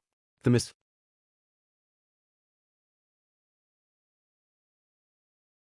forward. It eventually hit a tree and caused a minor electric charge that made the duo's muscles move erratically, but that did no actual damage. I know you have fast reflexes, but no human should be able to react faster than lightning. No, you didn't realize what you were doing, did you? My strongest attack got done in by intuition. This is certainly an interesting situation. But weren't you the one who swore that you would never use your fire? Don't look so surprised. Do you think we wouldn't have investigated the number two hero? This is indeed rather ironic. The kid looked like the end of the world had just happened, and to him alone. His own little hell would be a better description, perhaps. Well, it worked out well for Deku, so he didn't care. Electrons accumulated more and more, twitching under his skin almost like it was begging to be used. The electrical environment caused his pulse to race in excitement, as his blood sung with anticipation. It was not as potent as the other one, but that didn't matter because he was much closer now. He lifted up, prepared to fire, and then, well, death had arrived. It was such a pressuring feeling that it almost made him go weak in the knees. Almost filled him with fear and terror. Yet at the same time, he craved it. He was just so tired these days. Tired of putting in the effort, tired of pretending that he actually felt something. He wasn't even sure why he was bothering with this whole revenge plan in the first place. He didn't feel like killing anything was worth it anymore. His soul died after he fell off that rooftop. No, it died when he killed that woman. So that's why when his body involuntarily moved of its own accord, he felt like crying. At the last second, the trajectory of his lightning changed toward the ground instead, propelling him away from the punch. The wind carried him further away from the students, and all he could do was watch with wide eyes as they were rescued. He even managed to grab Ida in that little time frame. He was a figure of legends, a punisher of all things evil, and the ultimate symbol of good. He was All Might. Creator's thoughts. Sunlight. You know what I said about actually having All Might fight with Nomu this chapter? I have mastered the art of unconsciously making cliffhangers and extending arcs to their maximum shelf life possible. For all those wondering how Deku had much better reflexes than Bakugo, and how he was able to see All Might, the answer lies as to where his lightning quirk resides, the brain. This basically results in an all-the-time reflex enhancement with a small side effect of daily migraines. Smiley face. Yeah, I'm really mean to my characters. Comment. Chapter 14, 12. Obstacles do not block the path. They are the path. Zen proverb. Kurojairi. Bring out the Nomu now, All Might is here. Deku's words broke Kurojairi out of his abject stupefaction. Say what you want about the man. He had an incredible presence, as he hurriedly pulled the Nomu out of a portal as close as feasibly possible to the famed hero. The person in question wasn't wearing his signature smile anymore, but a frown instead. The shadows on his face didn't manage to hide the flickers of red-hot anger, as his tall and muscular frame bared down on all who dared to look up. It was a pose that promised retribution for those who dared to harm who he cared about. But it didn't matter. Have no fear, students. For I am here. They had a monster of their own on their side. All Might let out a couple of punches to test the endurance of the Nomu. The Nomu endured it. He tried to punch it in the face. No reaction. The Nomu is equipped with shock absorption. Your kryptonite, so to speak. To beat him, you'll have to overwhelm his quirk with one powerful strike, or slowly injure him until he can't keep it up anymore. Of course, he won't just lay down and take it. I wonder how long it will take for him to kill you and your despicable weakening power. Deku simply confined his internal ranting thoughts once again, instead of spewing them all out of his mouth. The air pressure of the attacks forced them all together again, so he got to hear the full spiel of Shigaraki right in the orchestra pit of the opera house. I simply can't understand why he has to tell the enemy about our trump card. Indeed, providing information on the Nomu doesn't rationally matter, but, well, if they simply take it at face value and assume that he only has one quirk, it could work in our favor. Even if his quirks are very obvious. Thanks for telling me all that. He gathered all the power from his abdominal muscles, his solar plexus, his biceps and triceps, and he threw. Only to find himself in a bad situation instead. Deku's face blossomed with a satisfied glint in his eyes. Kurogyari had done a nice job with this one. Instead of the Nomu's body simply being stuck in the concert, a portal formed allowing Nomu's upper body to dig its claws into All Might's stomach. There would be no way to get out of this. And then two students started to run straight toward All Might. 15 seconds ago, Kirishima lightly surveyed Bakugo and Todoroki. Neither of them was in good enough shape to go help All Might. One was collapsed with burns all over his body, and the other had entirely tuned out the world. He was especially worried about Todoroki, but right now they had to help All Might right now or else. The others had begun attempting first aid on the duo, and he would just have to trust in that. Did first aid have any effect on traumatized people? God, he didn't know what he was doing. What if he messed up and ended up killing everyone in the process? No, don't think like that. We just have to save All Might from a monster thing with an exposed brain that wasn't creepy, nope, that has the same crazy strength as All Might. He forced himself to take a deep breath. It didn't matter what he thought. He had one of the few purely, for the most part, offensive quirks. He couldn't let people like Uraraka or Mineta go in there, and the plan better suited his quirk compared to things like Sato's quirk. He had used up a large amount of his stored sugar anyway, and the plan didn't allow for people's cognitive abilities to drop. He lightly nodded with Ida, before jumping on his back. As the engines in the back of his legs revved up, Ida spoke one sentence with utmost determination. That I will complete my mission this time, even if it kills me. I didn't manage to call for help last time, but I swear that I will get you there. That we're going to do this, Ida. But we're not gonna kill ourselves to do it either. It's not manly. Got it? Ida was instantly dumbstruck, before recovering into a determined facial expression. Sorry, that was stupid of me. It would reflect badly on this great school and its many great upperclassmen if I was killed by these villains. Present time. What are they doing? It seems like they have a plan. I can't see it. How do they plan to save All Might with an engine and a hardening quirk? There's no way that those quirks could release Nomu's claws from All Might. No matter, I simply have to deny them the opportunity. Young Kirishima. Young Ida. What are you doing? All Might couldn't help but cry out, seeing two students step in the fray of danger. What were they doing? Even he couldn't get out of this, and they were still kids. His conscience wouldn't be able to take it if they died because of his incompetence. Regardless of All Might's internal pleas, the two hero students flew into the combat scene. Rushing over with his incorporeal body, Kurogyari reached them first. But the two of them didn't go into this without a plan. Instead of evading or even attacking Kurogyari, Ida threw Kirishima forward, then activated his boosters to go backward. The teen was now dangerously close to All Might and Nomu.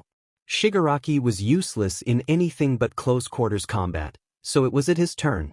Just as the teen was about to touch Nomu, A lightning bolt crashed right into his body from the make-believe gun his hand had formed. Kirishima knew in an instant. He had been hit with lightning. His heart was racing at a speed it had never even come close to, and his organs felt like mush. His brain felt like it was filled with white fuzz. But he was okay. The lightning took a swim and then swam out. Except, instead of the lightning bolt reacting as it would to a normal human, it was conducted straight into Nomu. The resulting numbness and shock were enough to cause the Nomu's grip to loosen, and All Might was free. Free and angry. What? How did that happen? It's not like his body turns into an actual rock. Even if it did, that wouldn't conduct electricity. Perhaps, does his quirk form crystalline chemical structures in his body? Or even metal chemical structures like graphite? That could explain why his body hardens up so much. There isn't enough information about his quirk. No, science hasn't even begun to understand how quirks work, so this is redundant. Focus on the present. Fortunately, before All Might had the chance to try and kill them, he was engaged by Nomu again. The duo rushed each other like a pair of ancient gladiators, egged on by the cheering in the stadium. Trading blow for blow, flesh for flesh in a race of time to see who would come out first. Who it was that would be vanquished.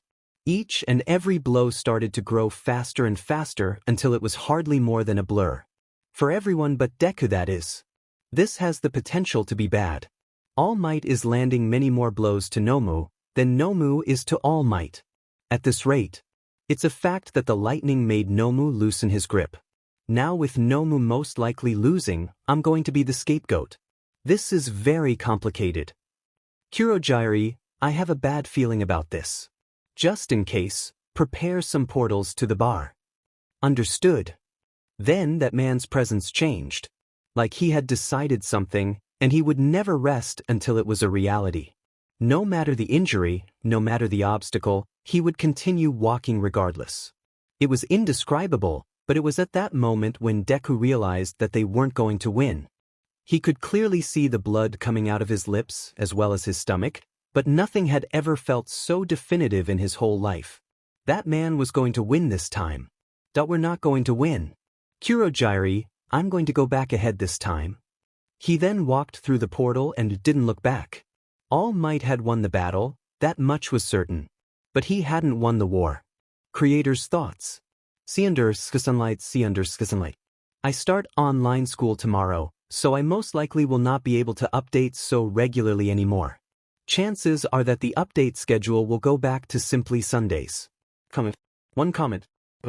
Chapter 15. 13. Surprise. I have good news, you lucky people. Of course, I'm enjoying it as well. So, essentially online school is optional. You get to keep your grades from the end of the third quarter, and you can improve them if you want to up to 10% of your total grade, or basically a letter grade, which is honestly really surprising. And since literally all of my grades are As, I don't have to do squat. I have a few theories as to why they are choosing to do this format, but it doesn't matter. What does matter is the update schedule is staying the same, which means more work for me, but whatever. So yeah, rejoice. As soon as he got out of the portal, he did something that most would judge as out of character. He shakily made his way over the couch and flopped down face first on the couch. Electricity funneled through his veins as he attempted to push it into a dormant state. Eventually, after warring with it for a few minutes, it settled down into its resting place inside his brain. Restriction number 2, gray lightning does not settle down easily once it has tasted combat. It will instinctively want a victim's thoughts to further its evolution. If the lightning is not provided with thoughts, it will release a backlash with strength comparable with how close it is to evolution. It can occur a minimum of seconds after the denial of food, or a maximum of minutes. That it seems to be growing stronger, even without me providing it meals to eat. If it happens in combat, I will most assuredly die. It seems that I must start some kind of pain training regime to get used to operating even under its influence. I need to re-examine my quirk as well. He pushed his erratically moving limbs to the forefront of his body and flipped himself around so that he was now laying on his back. It was just in time too, because a moment later both Kurogiri and Shigaraki came through the gate. He couldn't allow himself to show any weakness, especially for this next part. The only real way he could see a way out of this situation, without any punishment, was to use his full arsenal of psychological tricks. Even that was debatable. But my decision was on point. If I had stayed there a little longer, I couldn't have guaranteed that none of those students wouldn't have taken a pot shot at me. It's not like All Might would have easily let these two escape either. All Might won after all, huh? First, initiate control over the conversation. I can't let this derail in a fashion unfavorable to me. Nor can I let him get the moral high ground. Once I lose the favor of ethics, he can do anything he wants to me, and my words will have the stigma of a criminal. The question threw Shigaraki into an almost uncontrollable rage, with slinking fingers wanting to find a home on his neck. He was already in a bad mood because of their defeat against All Might. He was supposed to be getting weaker. How did they lose to a debuffed one boss?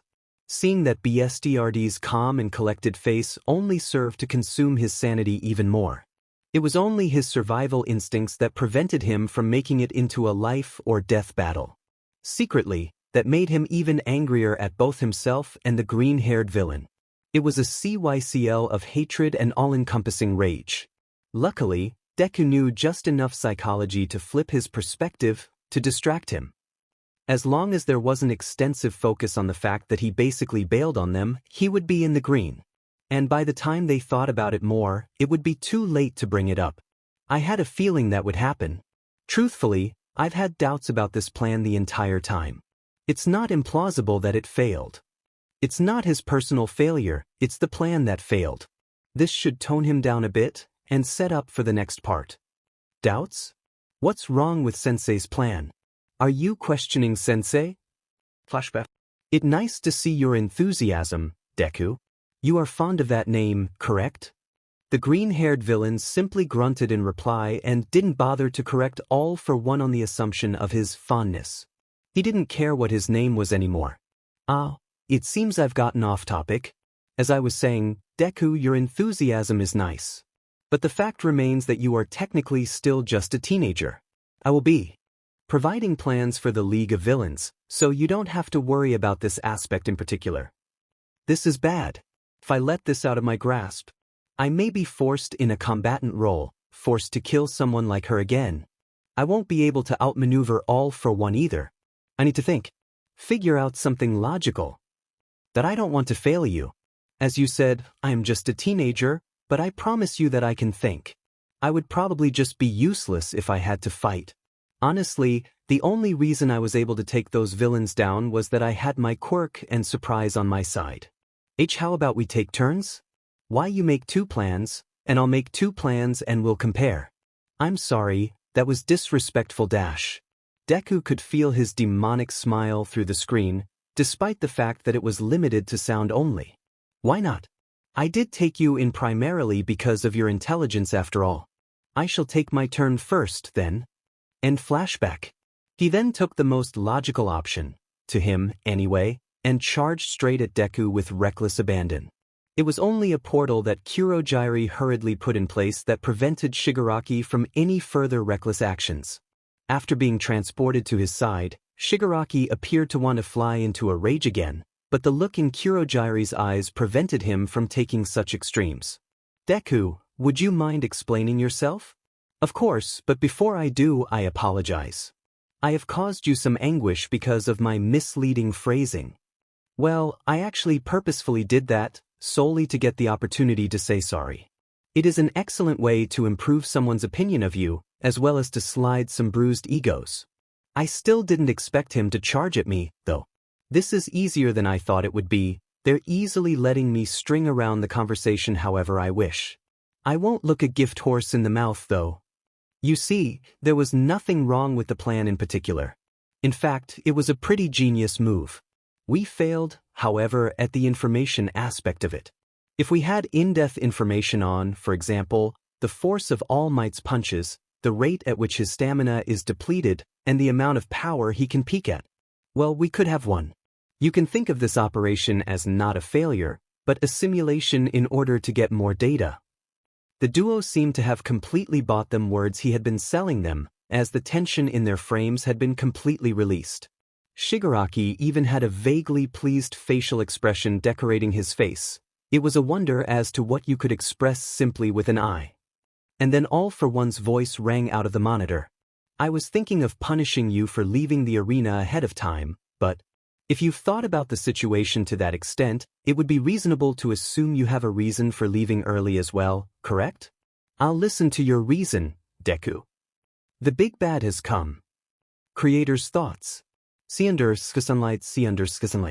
And, welp, I've made my character a psychopath. Well, he technically already was one, but this just drives the point down. On another note, do you guys like this kind of psychological warfare? Was it boring? Was it exciting? Let me know in the comments. A little thought bubble to think about. Why do we kill people who kill other people in order to show that killing people is wrong? Comment. Chapter 16:14. In a world where death is the hunter, there is no time for regrets or doubts. Only decisions. Carlos Castaneda. As I thought, the real challenge is only beginning. I can distract Kurogiri and Shigaraki easily, but All for One. He is a man with both intelligence and experience. I can't reach an in-depth conclusion from my limited interactions with him. Furthermore, I don't know much about his personality beyond the bare basics. I can only go with the flow and play it by ear. You know about my quirk, correct? I can only assume that this was an ability gained by its mutation, but... A laugh suddenly resounded out of the screen. It was inexplicable, diabolic, and coated with a touch of capricious amusement. Like a cat on the prowl that had caught a particularly peculiar mouse. It didn't bother to eat it right away, for no matter how much it pleaded for mercy, or how much it raced and fled, it would still be holding its tail. Deku's mind raced as he pondered over each and every word he had uttered. Nothing struck him as out of the ordinary. He hadn't even gotten into the meat of his reason. There was nothing contradictory about it at all. All he had talked about was the quirk that the man himself had given him. What if he can detect lies? Damn it, I didn't think about this. I wouldn't put it past him to have a mind-type quirk in that little stash of his. It should only be a lie detection quirk, though. Primarily because of their rarity, and also because he hasn't made a single reaction to my thoughts. If he knew I wanted to kill him, he would eliminate me as soon as possible. He wouldn't dare risk his plans to that degree. He made a faint, thoughtful noise. The only reason why he's playing with me now is that this is, ultimately, a small issue. Well, for him anyway. Shigaraki would probably take the opportunity to make me a de facto SLV. Or minion. I can only foresee that route ending in my eventual death via a suicide mission. On second thought, that doesn't actually sound that bad. Maybe after I kill All for One. I'm sure Shigaraki wouldn't mind. He mentally slapped himself to get himself back on topic, knowing that his silence was starting to look less like thought and more like stalling purposefully. Still, he couldn't stop himself from thinking one final thought. I haven't actually said anything wrong yet, so there's still a chance. In fact, this approach could work better than the other one I thought up. As long as what I say is technically true, well, it may just be my own personal judgment.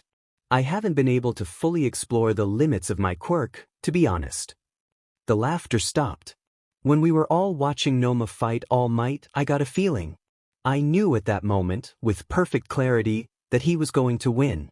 And shortly after, my quirk backlash happened. I left the fight hurriedly, but I also made sure to tell Kurogiri to give everyone portals to jump into at a moment's notice. I can mix up the timeline. Everything's technically true, after all. You still left the fight. What if Shigaraki and Kurogiri were killed as a result? His tone was no longer lighthearted. It was serious and pondering as if a cat had been chasing a mouse, only to find out that the mouse was a cat instead. Even through the buffering of technology, it was impossible to hide the slowly increasing intent behind each word. Not something malicious, nor was it killing intent, but something different. Something like anticipation. With all due respect, Sensei, even if I stayed at the fight, I wouldn't have been able to do anything. We are facing All Might after all. Even Nomu was no match for him. Besides, if I stayed there only for my quirk to act up, I likely would have become the baggage that caused their death. I believe that a strategic retreat was the best option that I could have possibly took. The small bar was drenched in silence, as only the small beeps of a heart monitor remained. Kurogiri seemed content to let the subject rest, while Shigaraki looked like it was taking all he could to hold it in. The only likely thing keeping him in his place was his respect for Sensei. That had not registered any of this, too busy thinking. In truth, there were many spots that he barely skirted out of. If luck had not been on his side, if he hadn't realized that All for One had a lie detection quirk. The only reason I won against All for One is that I had the situation on my side. He has witnesses for this whole thing, so he can't just torture me for no real apparent reason. Plus, if my quirk didn't give me backlash, my argument would have lost a whole lot of bite. I didn't expect him to have such up-to-date information right away, nor did I expect him to interfere. Doesn't he still want to groom him as his successor? Why didn't he let Shigaraki do it as usual? I need more information in the end. This all happened because I don't know his personality well enough. The cough of All for One made all of the occupants of the room stand alert. Your reasoning is sufficient, Deku. I will not punish you this time. Please keep in mind that such reasons will not work twice. I am not fond of cowards. But your actions are not motivated by death, but by rigorous logical thinking, so I will make an exception this once. All for One gently nursed the cup of tea in his hand, as his lips drew up in an evil smile fitting of the man nicknamed the symbol of evil. Our game of chess is not quite over just yet, Deku. You have won the first battle, true, but there is still the whole war left to wage. Ever since the day you came back, you were overflowing with killing intent towards me. Normal people wouldn't have noticed it, you did a very fine job hiding it, but no one can hide from quirks. I thought about killing you just then, but there was something about you that promised to be amusing. A challenge I even dare venture. In a bout of insanity, I gave you that quirk. He couldn't bring himself to repress his laugh at that daredevil move of his. There was a very high chance that the boy's ego would just die out upon the completion of its evolution, but on the off chance he survived it. Well, there was a reason it was among the best in his collection. Even he had not dared to cultivate it even with his many resistance-type quirks. Will you be my undoing or will I inevitably kill you? Ah, it's very exciting indeed. Creator's thoughts. See under sunlight. And All for One doesn't have much screen time, and I decided that he didn't have very much personality during the short time PRDS he had screen time, so in this, he's a maniac immortal that hasn't tasted defeat in ages, so he craves it. He really wants a good challenge. Kinda like Aizen. You people told me that you liked psychological warfare, so I put more of it in, with a much smarter/experienced big boss villain, so it hopefully feels suspenseful. I also hope the conclusion of the fight was realistic in your viewpoints. Please continue to give me constructive criticism in the comments section. Zero comment. Chapter 17, 15. Be careful of who you pretend to be. You might lose yourself in the process. Unknown. Now that we've gotten that out of the way, gentlemen, it is now time for new assignments. That said, Shigaraki and Tamura will essentially be doing the same thing as normal. Deku, in truth, I didn't trust you very much before. I was unsure of how you would react upon meeting that boy and All Might once more. However, you have truly gone above and beyond my initial expectations, so think of this as your reward. The room was enshrouded with silence once more, with Shigaraki having a slightly crazy look in his lone eye. Instead of lashing out, however, the white-haired boy simply stood rooted in place. It might have been because Sensei was watching, but somehow, it felt deeper. It felt genuine. It felt like a toddler that had never been said no to before, had been denied. That toddler then tried to lash out. But then violence didn't work either. The toddler didn't know what was happening. He had always got his way before, and even if he was refused at first, violence quickly changed their minds. But what was wrong with his way? Why would someone on the same level as him, if not stronger, make a different decision? Why would that decision get praised by an almighty powerful being? Was he wrong? No, no, that couldn't be it. Right? But one brushstroke of purple of maturity wasn't enough to cover a whole painting of anger, inferiority, and envy. This is only a fluke, a farce, beginner's luck. There's nothing wrong with my methods. I simply need to be more careful. Yes, careful. Get more information, as Deku said. That BC. He made me look bad in front of sensei. Like I was inferior. One day I'll. Thank you for your trust. May I ask what I will be doing from now on? Deku hadn't noticed the changes with Shigaraki, however small, in favor of focusing on the fully grown lion, the ruler of the jungle. He wasn't sure exactly what it was, but he felt uneasy. The battle he had almost felt too easy, even though it wasn't easy, per se. He had used every ounce of brain power that he had, but nothing ever felt like it was enough against that man. He had a bad feeling about this whole thing. Despite the fact that he got off scot-free, he was definitely on thin ice. Any mistake would be capitalized on. He had to do whatever he had to do perfectly, no matter what. Otherwise, he wouldn't just be a pawn anymore, he would be discarded. It wasn't the discarded part that made him uneasy. It was that he would never be able to avenge her. Ironically enough, it was the one thing that kept him going throughout all of this. It was the thing that finally broke him, but it also made him get up in the morning. Fate has always been a cruel emphasis. She throws in pitfalls with the highs, and the only thing you can hope for is to break out even. It's a very special job indeed. Deku, how do you feel about continuing your education? My education? What does that have to do with anything? What? I beg your pardon, but what do you mean? Meet Alan Bowman, a foreign exchange student from America. You were raised in America all of your life, but you learned Japanese as well from your father. Your mother divorced your father later in life, and your father got custody over you. After that, he was fully devoted to helping you master the language, and as a result, you have a normal Japanese accent. You mean dash? I'm not done quite yet. You later enrolled in the best hero school in the nation, the Holbrook Institution for Heroes. Yet, you still found yourself being discriminated against thanks to your features being primarily Asian. When you saw a brochure for exchange students, to Japan no less, you immediately applied and miraculously passed the test. You'll only be there for a couple of months, but you're overjoyed to see the country that your father has always spoke so fondly of. He wants me to be a spy? I don't have any experience with long-term operations. Just because I did it once for a short while doesn't mean that I can fool a whole school crawling with pro heroes. I'm decent at English, true, but that's only middle school level. I think you're forgetting one little thing, sensei. My English is nothing to write home about dash. But don't you excel at English, Deku? Top of the class, in fact. I have faith in your abilities. You completed your last mission so perfectly, don't you think that you have a talent? It would be a shame not to use it. Deku, you're going to accept this assignment, aren't you? That he's not giving me a choice at all. Just throwing flowery words around, you'd have to be an idiot not to get the message. Fine, I'll dance to your tunes, sensei. Right now, I have no choice but to move my piece forward. Please don't get too cocky, though dash. He couldn't stop a faint sheen from resurfacing in his eyes. There's no rule in this game that says you can't get caught by your own move.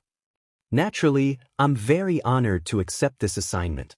When will I be leaving? You could hear All for One's smile through the screen. Right now. The plane just arrived at the airport. You won't be officially starting your classes until tomorrow, but you'll be meeting all of your teachers today. You'll also be staying in a room originally for the faculty, but they're making an exception for you. Kurogyri. Understood, sensei. Deku had a faint disbelieving look on his face, and then Kurogyri leaped into action. With microscopic precision, he flung off his clothes in 1 second and draped his body in Yui's famous uniform in the next. He fiddled with the tie, and in a few seconds, it was perfectly creased and folded. He then took out bleach and dye. Within minutes, his rambunctious green hair turned into slightly wavy ash-gray hair. His red eyes, with a touch of magenta, it was different from the previous blaring red that his eyes had been, weren't typical features that screamed American. But in a world populated by quirks, it didn't matter. Having the head of a cactus was considered normal. No one would care about red eyes of all things. Concealer was put everywhere on his face until he actually looked somewhat healthy. A little weary, a little haggard, but overall he looked just like your average teenager. And then, as a large portal was closing down on his in order to bring him near the school, All for One spoke one final thing. What you will be doing is gathering intelligence that qualifies as in-depth information. We suffered last time because of the lack of in-depth information. Figure out everything you possibly can about the students, the teachers, everyone. You're not allowed to break cover until I have judged what you have gathered to be worth the expense of creating a separate identity. That can get into UA, I might add. As Deku looked up at the high walls and buildings that compromised UA, he laughed inwardly at the irony of it all. He had a quirk, he was quirkless, and he was going to the best hero school in the nation, unwillingly. He was going to get into UA no matter what. He was going to have to interact daily with All Might and Bakugo. He admired both of them, despite what the latter had done to him. He hated his life and wanted to die. He wasn't going to die. He was going to save people just like All Might. He was a villain. He was going to become a hero. And then a brown-haired girl tapped him on the shoulder. Are you lost? There's kinda been a big incident, so nobody's here right now. I can help you if you want. No thanks. There was a large silence which he carefully bridged with an awkward laugh. Sorry, that came out wrong. I'm led to believe that I'm supposed to be here. His face changed into what would be considered a simple-minded smile. A genuine one. I honestly didn't expect such huge buildings. It's really cool. The brown-haired girl simply looked confused. No, it was Uraraka? Ah yes, the one who manipulated gravity. He remembered. I'm an exchange student, Alan Bowman. It's a pleasure. Creator's thoughts. Sunlight.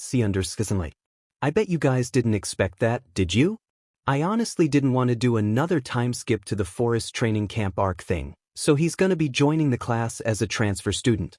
It's not that far of a stretch for the king of the underworld to have access to IDs, right?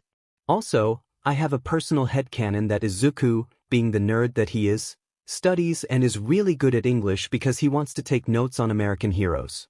Also, Kurogiri being this awesome butler guy. His new name is now Mamajiri. No one can tell me otherwise. Please keep sending me power stones and giving me constructive criticism. Comment. 6 comment. Chapter 18, 16. An angel of the sun arrives. To keep the darkness away from people's lives. She lit up hearts with a simple touch. But there was a man who was hurt too much. She tried and tried, but no matter what, the darkness that had infested his soul did not budge. You're amazing, author. If you don't mind me asking, what's the big incident that you were talking about? Uraraka paused mid-step as she awkwardly laughed. Well, we kinda got attacked by villains. But don't worry. Everyone's okay. All Might beat all of them up. The faintest tremble in her hand, however, indicated how she truly felt on the matter. It seems that she's pretty faint of heart. Or maybe the reality just sunk in. Not all of the students can fight with reckless abandon, I suppose. It's a pretty mild reaction to the first time you're in a life or death scenario, though. The mental strength of the students might be stronger than I believed at first. Most people would have broken down crying or some other variant to release stress. That I'll make sure to protect you, so don't worry about those guys. His lips drew up into a gentle smile, and his eyes curved with compassion flooding out through them. It was amazing what the human mind could remember, and the sheer genuineness such actions could seem to have. His mind seemed to move at faster and faster speeds recently, and with that, he could unearth memories that were supposed to be long forgotten. He pushed aside the tender ache. He had always hated long, drawn-out episodes of pain. He'd rather it just ended in one little burst, encompassing his head with the ease of practice and refocused on Uraraka. She was slightly panicking and embarrassed about her previous statement. In other words, if he added some reassurance while she was in a mentally unstable place, his time here would be much easier. That I think you'll be a good hero. You're clearly worried about me when you're the one who went through that. Are you okay, Mississippi? I don't technically know her name yet, so I have to keep that in mind. Ah, sorry I never gave you my name, did I? I'm Uraraka Achiko, but you can call me Achiko if you want. Foreigners call each other with their first names, right? And, thank you. Saying I'd be a good hero and all that. How did you know I was part of the hero course? Well, there's my first mistake. But it's not that it's impossible to fix. Haha, it was a gut feeling. Well, even if you weren't a hero, I think that you have the talent for it. As for the names, you are right about how we call each other with our first names in America. You really don't mind if I call you Achiko? It won't make you uncomfortable? Her cheeks lit up with a lightly dusted blush. It's completely fine. So, you don't mind if I call you Aline either, right? He rose his lips up just a tad. That's not quite how you pronounce it, Alan. It's kinda hard to pronounce English when you've just been speaking Japanese, huh? Her head bobbed in agreement. How did you learn the Japanese language, Aline? Alien. Alan? You got it. Well, as for your other question, my father was Japanese. He moved over to America with my mother. When Mom divorced my dad, he got custody over me. Then he taught me the Japanese language extensively. He turned toward her, only to see her face overflowing with tears. A small portion of his chest pricked? At the sight. Something was making him feel uncomfortable. He didn't care for this girl, he knew that much. But something about crying set him off. Maybe because it was just like him in the past. Maybe it just threw him off. But the fact was that for the first time in a long time, the words he always threw so carelessly out of his mouth were true. They were filled with something genuine. He didn't know how much he needed that until he got it. What was happening to him? It's not like it was his past. It was just a make-believe fantasy. This little girl is worth nothing. Are you okay? Uraraka-san. Get a hold of yourself. Sorry. She lightly paused in her crying, and her eyes were slightly droopy. I didn't want to pry or make you sad. He couldn't stop himself from letting out a light chuckle. She let out an offended squawk at the laugh. Sorry, it's just that you really care. You don't have to worry about me, it happened a long time ago. I haven't seen my mom since then, but we're happy. My dad is fairly well off, so we don't really have to worry about financial things either. I appreciate your concern. The pit in his stomach appeared once more. Why did lying make him nauseous? It had never felt like anything before. Well, it didn't matter if he didn't feel like doing it in the end. The mission didn't care what he felt like. So he would continue to lie and lie and lie some more. But what's left of a liar? A cursed, haunted shell? Do they fall into hell? Or, is it more simple than that? Perhaps, it's just a simple farewell. He was just tired. He wanted to take a nap. He wanted to forget, to mend, and maybe start all over again. Was that really so much to ask? He wasn't worth the task. Uraraka, would you mind bringing me to the faculty room? I was supposed to check in with them as soon as I got here. The girl let out a brief guilty chuckle before explaining that he had to have a student ID to get into the school. He quickly surveyed his pockets in a quick manner. He had vaguely remembered Kurogiri stuffing a card in the uniform while he was going full-on butler mode. He discovered it in the inside pocket of his blazer just in time. I found it. They sent it to me beforehand so I can get in, it seems. Would you mind leading me there then? Of course. He couldn't see it before, but it seemed that seeing his student ID caused her to lose some of the tension in her frame. It could have been a hidden facet of her personality, or maybe she was just paranoid from the villain attack this morning. Either way, she had just become more interesting. She was smarter than he thought her to be. He'd have to be more careful around her from now on. As he resurfaced from his thoughts, he was already in front of the faculty's door.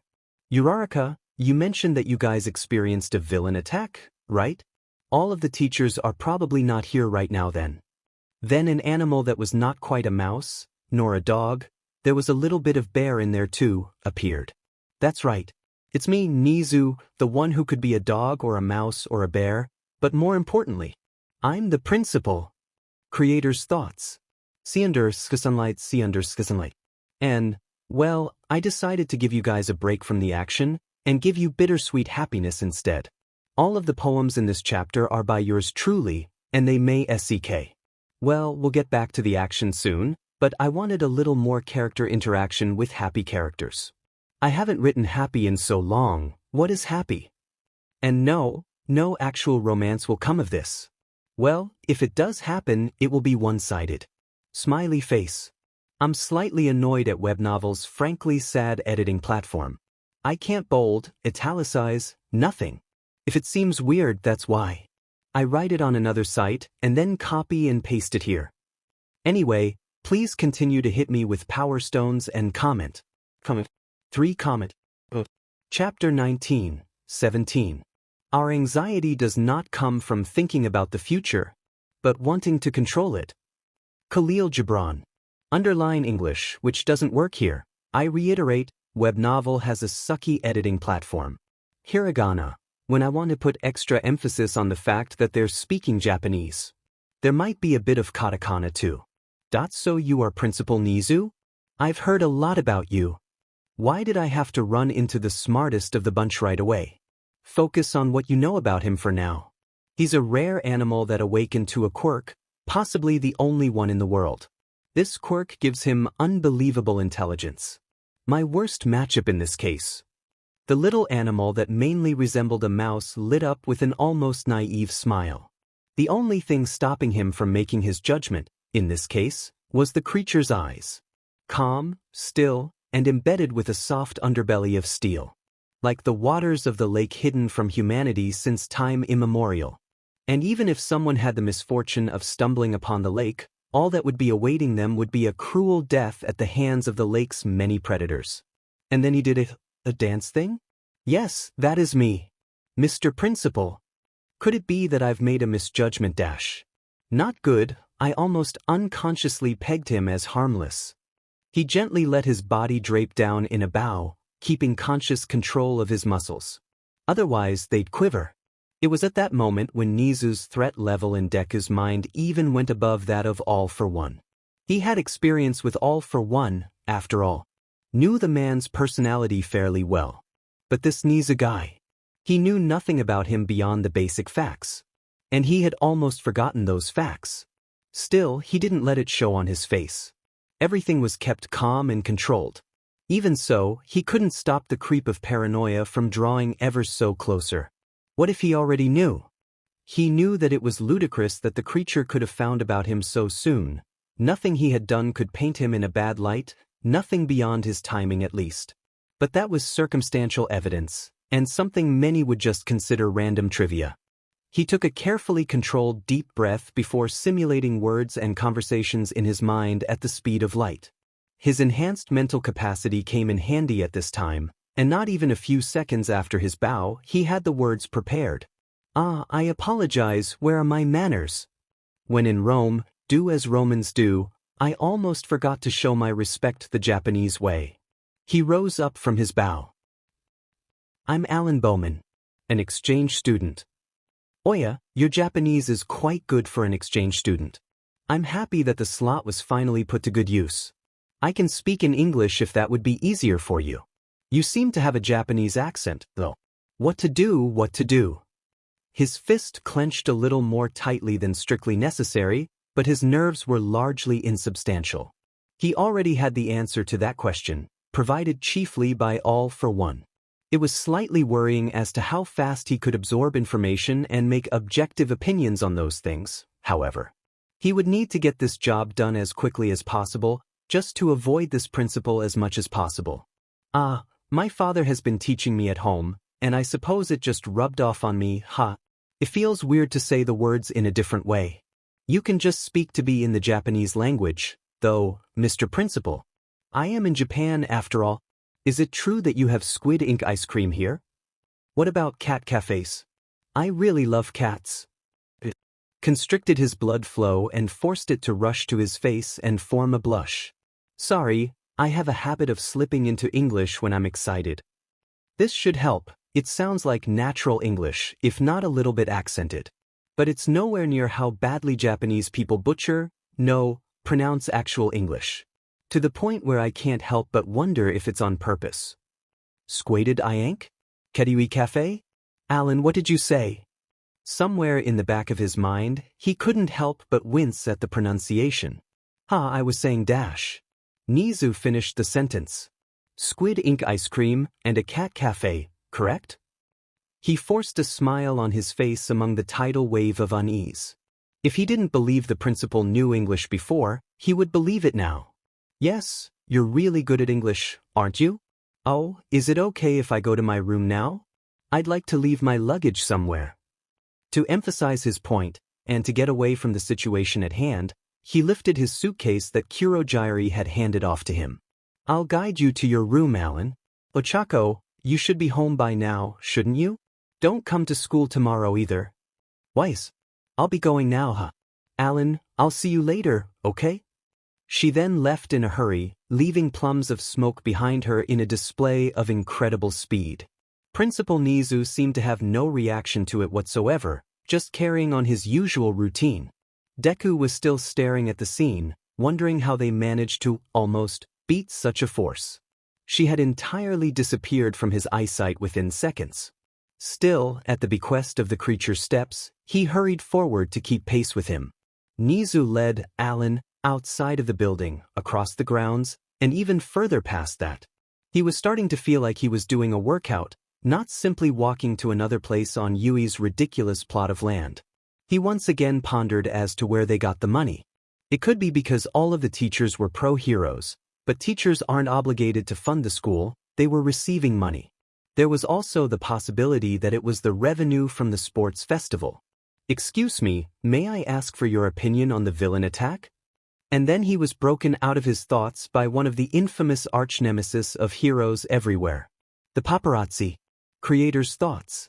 Sunlight. And, well, this chapter was boring. I honestly didn't really feel like writing today, or feel comfortable doing it. My poor laptop is stuck in a coma, and it won't open its eyes. So I briefly, for 3.5 hours, stole my dad's computer. The problem is that this computer, in particular, is where our virtual reality stuffu is at, and he has a car virtual reality thingy. This means that I have to lean in, my collarbone hates me, on the steering wheel. The whole time. For 3 hours and 30 minutes worth of writing. I miss you, Laputopu. Anyway, I would appreciate some pity power stones and comments.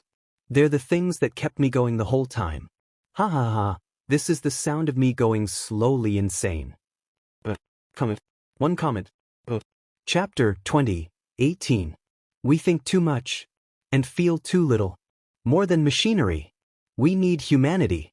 More than cleverness. We need kindness and gentleness. Charlie Chaplin. I apologize, but I was not a victim of the villain attack. Do you want to speak with Principal Nezu instead? Let's see how he deals with this. No, I'd rather speak with you. Do you feel unsafe? Do you feel vulnerable? If they've done it once, it's not that hard to do it again, right? Her face twisted into an abomination of a smile. If it was up to him, he would have been more detailed with the definition of a smile. It was true that she had her lips turned in an upward curved arc, but that was all it was. It was like an amalgamation of humanity's worst traits expressed in one single, misleading crescent. Greed, ambition, envy, disdain, and selfishness danced within that curved line. It was straight out a violation of what a smile was supposed to stand for. And it was disgusting. It might be your class next time. You never know, right? Instead of doing what should have been the most plausible and frankly best option, this lady seemed set on getting an answer out of him. She was a tiny and petite thing, someone that even one of the grunts could have dealt with easily. Yet, he was forced to keep appearances because he was on the good side now. He just wished he could fry her alive. That something's not right. This lady doesn't have the ability to irritate me, nor do I wish to kill her. I have seen many much more terrible people out there compared to her. She is nothing compared to murderers. Compared to me. Then why did that thought pop up in my mind? I know for certain that I don't think that way. Do I have a split personality disorder now or something? It doesn't feel like it. He focused his gaze on her, eyes as cold as ice. Mouth still bent up in a reenactment of a smile. Anyone who didn't receive the focus of his eyes could still be led on to believe that he was still the perfect picture of civility. She felt a shiver run down her spine like that of a skier flying down a mountain slope.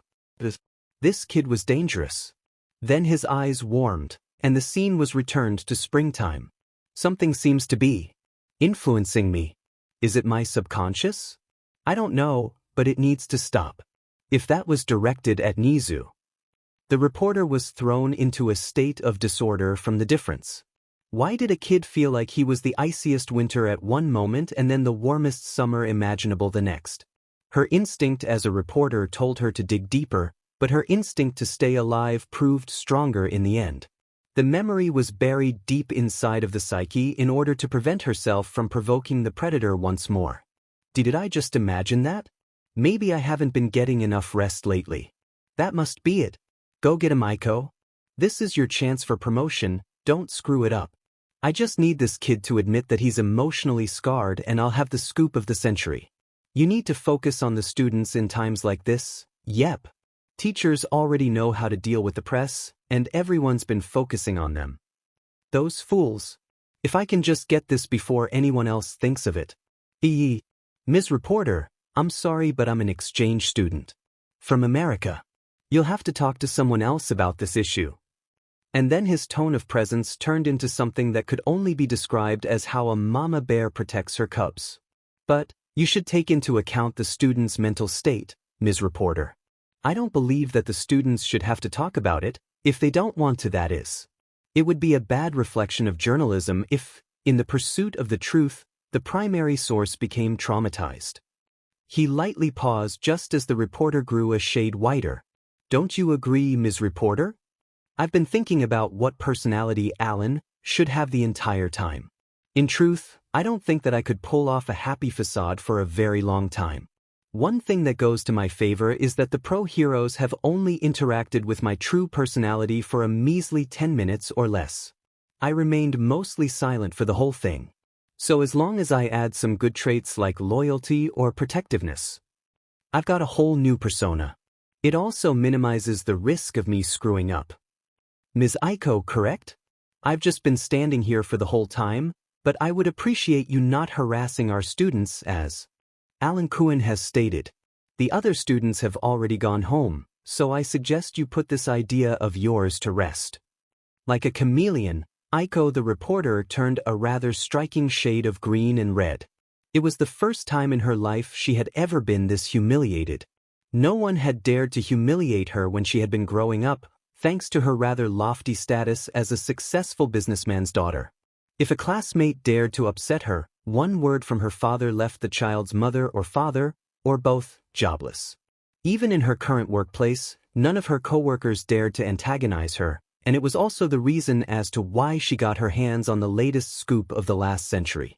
If she blotched this up, the upper brass wouldn't forgive her though. Because they just so happened to be on a similar level as her father. It was also the reason as to why her father required that she enter that business if she wanted to do journalism of all things. You want to do journalism? How do you expect to make money with that in this day and age? But still, despite it all, she was her father's daughter. A rather spoiled one in fact.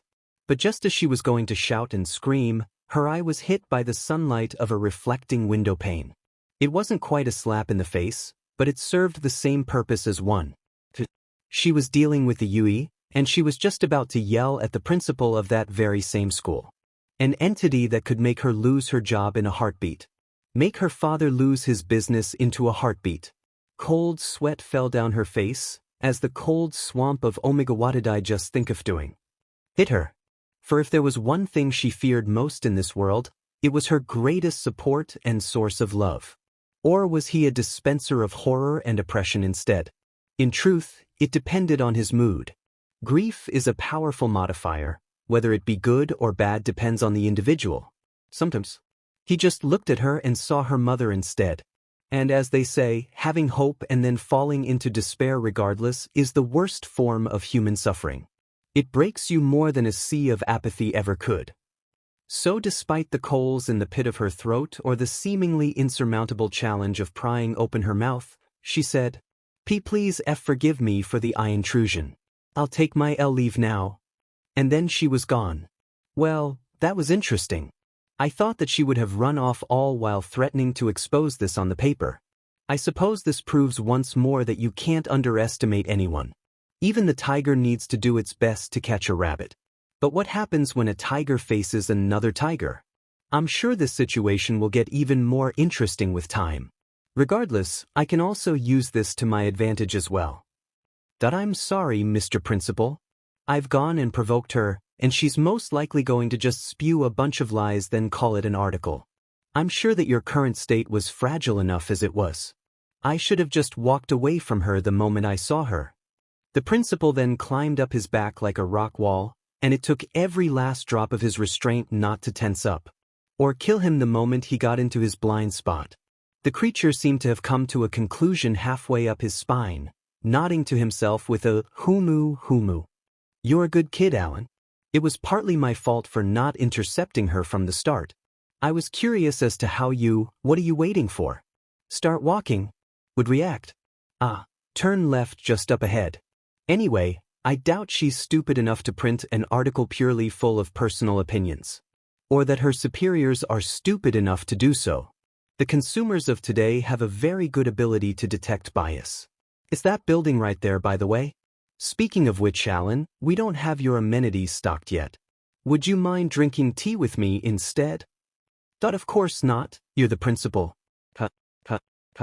I'm also your personal mule. Well, it seems that I've passed a test, so it's not that bad. It would be my pleasure, sir. Creator's thoughts. See under sunlight. And, sorry guys, I couldn't resist developing a minor character in the middle of that whole thing. Yeah.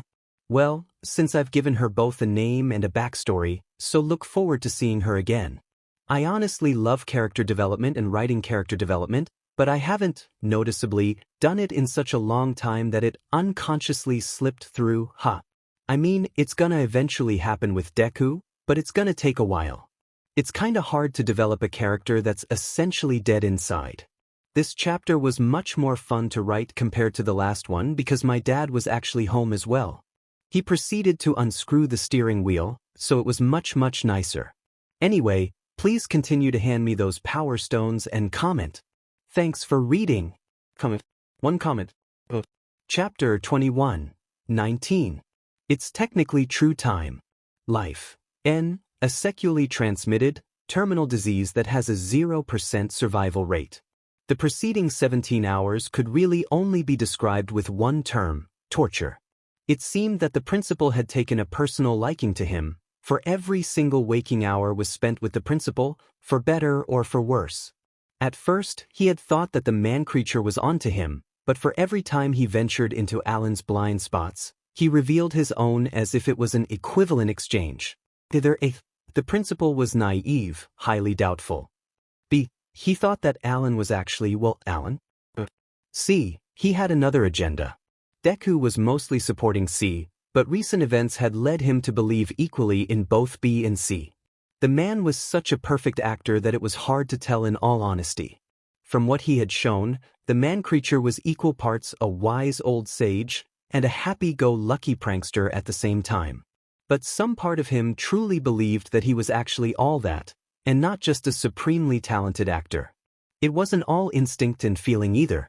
Whenever teachers stumbled upon the duo in the hallways, or when he was dragging along Alan to the doors of the conference room, only to be shut outside with the promise of having tea with him later, the teachers never seemed surprised.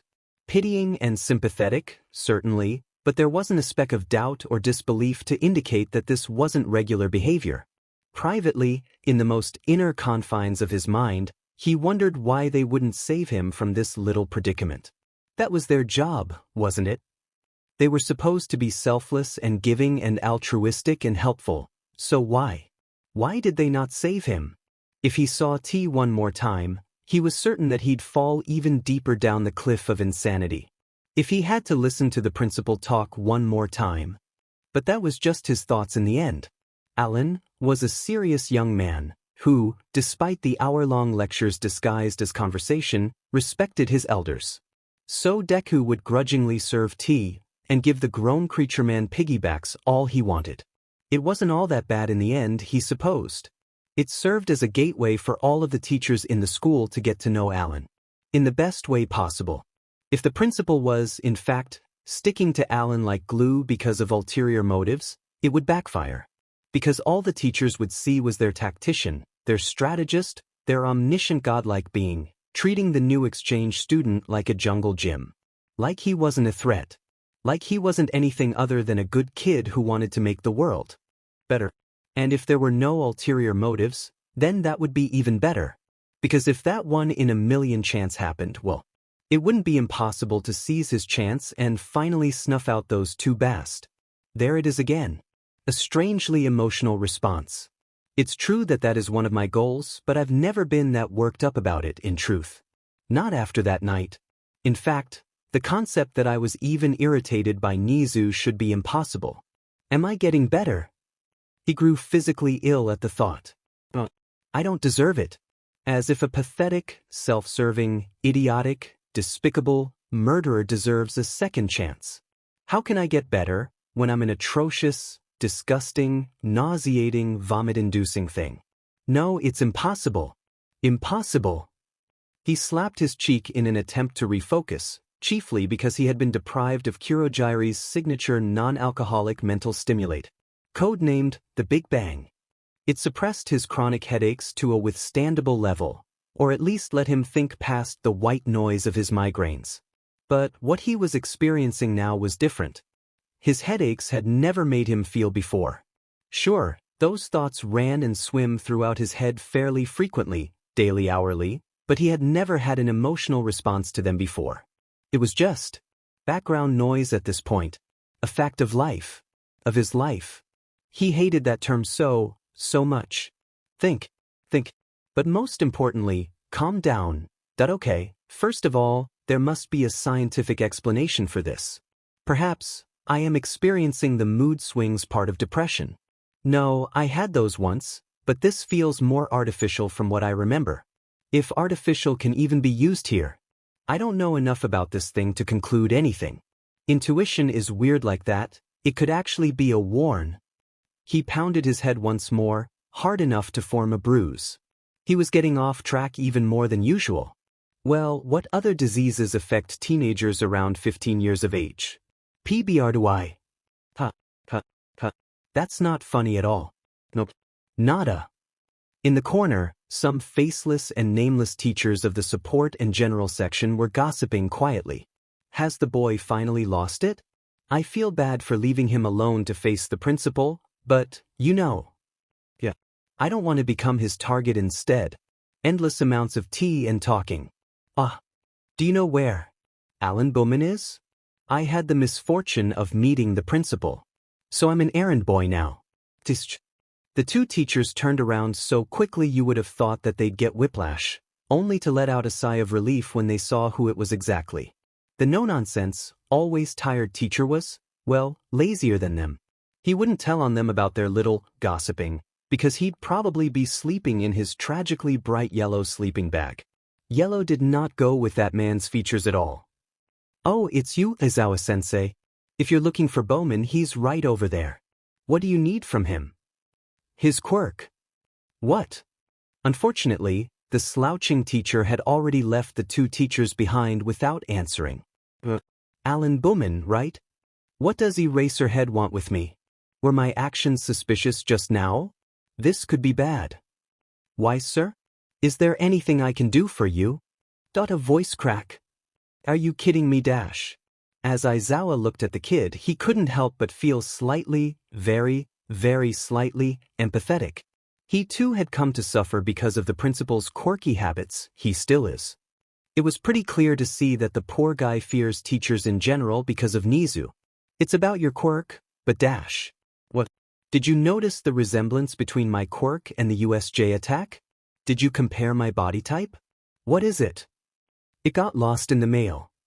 His usually brilliant mind failed to compute just what he had exactly said at that moment. For once, all of the trains of thought that floated around in his brain exploded in a tumultuous crash. The entirety of his brain shut down in a moment of pure surprise and anticlimacticness.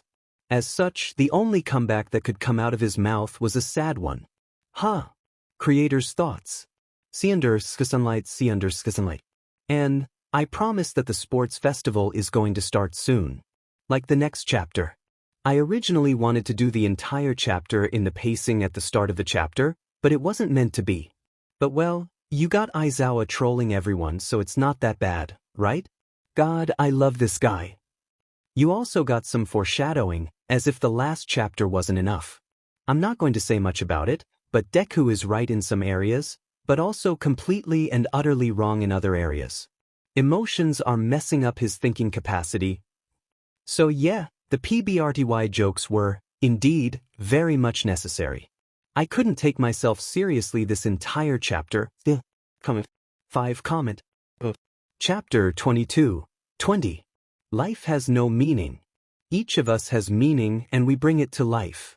It is a waste to be asking the question, when you are the answer. Joseph Campbell. AKA the quote that I choose simply because of its sheer amazingness. We have all your other forms, but it seems that the form that detailed your quirk's abilities was lost. It's happened before, so you don't have to worry about it too much, but you do need to get it filed eventually. So do you just want to do it now, or dash? It seems that All for One didn't totally abandon me. One of the things that I worried about most was what this guy's quirk was. I can't just show a quirk that's entirely different from the one on paper. I can also manipulate it to seem different from what the pros have seen. I can do it now, sensei.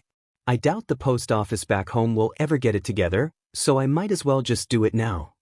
A rising vein was the only foretelling of the end that he had. Except, he had the misfortune of not seeing that sign. That you're one cheeky brat, aren't you? Cutting me off in the middle of my sentence. Let's go visit Nezu, shall we? Get a refresher course on manners. I'm sure he won't mind giving you a rundown of all that he knows. Maybe he'll make an etiquette class just for you. Then, as if it was the most natural thing, he grabbed him by his collar to drag him to hell. Sensei? No, sir. Let's not go that far. I apologize, just please don't make me go through that again. The two teachers merely watched the transfer to hell in silence. That kid's going to hell. Aizawa's as cruel as ever, he stated with a dispassionate sigh. He probably could have gotten away with it too if it were any other teacher. Think we should save him? We're technically supposed to be heroes, you know. His cohort lightly bopped him on the head. You're too dramatic. Nezu won't torture the poor kid for too long. Probably. That probably turned into a definitely later on as the conversation dragged on for 4 hours as the subject snowballed from waiting until the speaker was finished speaking to ancient Japanese tea ceremonies. But that's a story for another day. Now our hero. Anti-hero? Yes, now our anti-hero protagonist, Deku, was facing a new challenge. Or rather, Alan was. In the form of a bunch of overexcitable puppies, teenagers. Rather heroic teenagers, thank you very much. Well, we've got a new exchange student, class. Alan, just introduce yourself to the class and tell your quirk while you're at it. I'm going to take a nap. Tell me when you guys are done with everything. Alan just watched onwards, speechlessly, as the grown man burrowed up in a bright yellow sleeping bag and began to hibernate. This is a rather weird time for an exchange student to come over. Especially after that event 2 days ago. TCH, why are the exchange students never girls? This is what's the word? Sexism. It's sexism, I tell you. Meanwhile, a certain brunette was trapped inside of her own world. Her parents had been home for once, and despite her repeated attempts to tell them that she was fine, they still took time off. She really liked that they took time off for her, but she didn't want to be the cause of her family's worsening financial situation either. That was the opposite of what she wanted. She wanted to provide for them. If they become worse off because of her, well, she'd never be able to forgive herself. Still, she wasn't completely oblivious to the world. Situational awareness was essential to a hero, after all. She just wasn't all that good at it yet. Exchange student? Wait, Alan Kuhn? The brunette burst out of her seat, surprised that he was actually in her class. It was 50-50, after all, He could have been sorted 1B just as easily. Although recently people had been getting the impression that 1A was somehow better than B, neither class was better or worse than the other. They were just two classrooms that happened to belong to the hero course. In response, the gray-haired boy simply waved at her, making up a slightly embarrassed expression on the spot. Uraraka, you know him? Well, I wouldn't say I know him. I just met him a few days ago.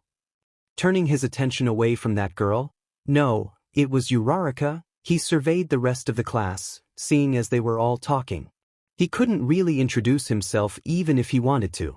All of them had a colorful collection of quirks, ranging from a guy with 6 arms that could morph at will, Shujimizo, to a girl that looked like an alien, Ashido Mina.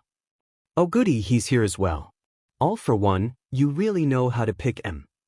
For right there, in the bare corner of the classroom, was a blonde, red-eyed jackass. You really know how to make me irritated. To be in an environment where I can only look and not kill. There it is again. What it is the question. I need to investigate this further when I actually have the time. Well, that is if Nezu doesn't stop bugging me. I don't really like my chances, in all honesty. Shut up, the lot of you. I can't take a nap with all of this noise. Alan can't introduce himself either. Alan once more found himself speechless and at the mercy of his new teacher's quirks. But nonetheless, it allowed him to get his intro over and done with, so it wasn't the worst situation. He had a feeling that his new teacher didn't like him very much though, considering he was roped in halfway through the conversation as a tea partner for Nezu. It was very satisfying for him to see his dumbfounded face, so it was a sacrifice that he was willing to make. It's nice to meet you all. I'm an exchange student from America. I was supposed to be here at the beginning of the year, but there were some delays, so I could only come here now. Oh, my name is Alan Bowman. Feel free to call me Alan. It's slightly easier to pronounce in Japanese compared to my last name. My quirk is called Electric Hex. You can basically think of me like a curse magician in games, that comes with buffs as well. If you have any questions you wish to ask of me, feel free to. Most likely from pure instinct alone, Aizawa's bandaged and bruised body popped out of his sleeping bag like a mole popping out of a whack-a-mole game. He surveyed the room with the only unbandaged body part he had, before reluctantly throwing away his bed. Okay, now that that's been settled. We've added one extra desk behind Todoroki and Yaoyorozu, so sit behind them, Alan. You two raise your hands. Are you just gonna stand there, boomin'? There are still other announcements I have to make today, you know. Taking the cue from Aizawa, Alan obediently waddled over to his seat. Moving on, I have a rather important announcement to make. The sports festival is coming, and it will be here before you kids know it. He pinned the entire room with a dark glare that dissuaded anyone from making a peep, before continuing on with what he was saying. Usually, he'd let them pipe up a little, but this was not your usual situation. For once, he was regretting that he got out of the hospital as fast as he did. Because of that, he was forced to tag along with Alan and listen to the principal talk at length. He couldn't get out of it either, because he was injured and, we don't want to aggravate your injures, do we, Aizawa-sensei? You should just take it easy. He wasn't paid enough for this, DMN it. This is your chance to promote yourself. At this festival that has surpassed and taken the place of the Olympics of old. It's one of the biggest events in all of Japan, and you can bet that heroes will be observing. Of course, some get more coverage than others. The only real way to ensure that you'll be noticed is by climbing higher. Those of you that get internships in better and more influential offices will, in turn, get better careers as heroes. 3 years and 3 chances. That's all you guys get. Don't make the mistake of thinking the first one doesn't matter, got it? Yes, sensei. But homeroom is dismissed. His face frosted over after carefully reaffirming that no one was paying attention to his facial expression. Getting caught up in the excitement of the sports festival would do that to you, and his position in the back of the room made it even easier. He understood now that All for One didn't give him the assignment without reason. What was a better place to gather information about the student's quirk than in a tournament designed specifically to bring out the best each person could be?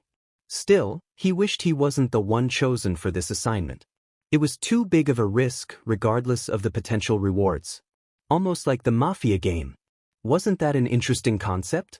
A tiny little villain infiltrating the school of baby heroes, throwing the basket of apples into disarray. Will they have to throw out the good apples in an attempt to get rid of the one with a rotten core, or will the apple burn in the light of day? In the light of justice? Bakugo couldn't help closely examine the new exchange student out of the corner of his eye.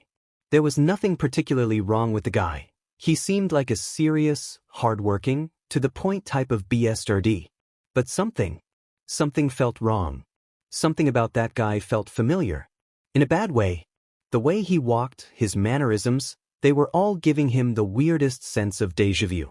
It's probably nothing, he continuously told himself. If it was before, he probably would have just gone with his gut just to get it done and over with it, but he hadn't noticed, hadn't even thought that something like that could be done by Dezuku of all people. It disturbed him more than he would like to admit. Unknowing of Bakugo's increasing suspicions, Deku's mind stayed focused on the sports festival. This whole school is more to the point than I thought they would be.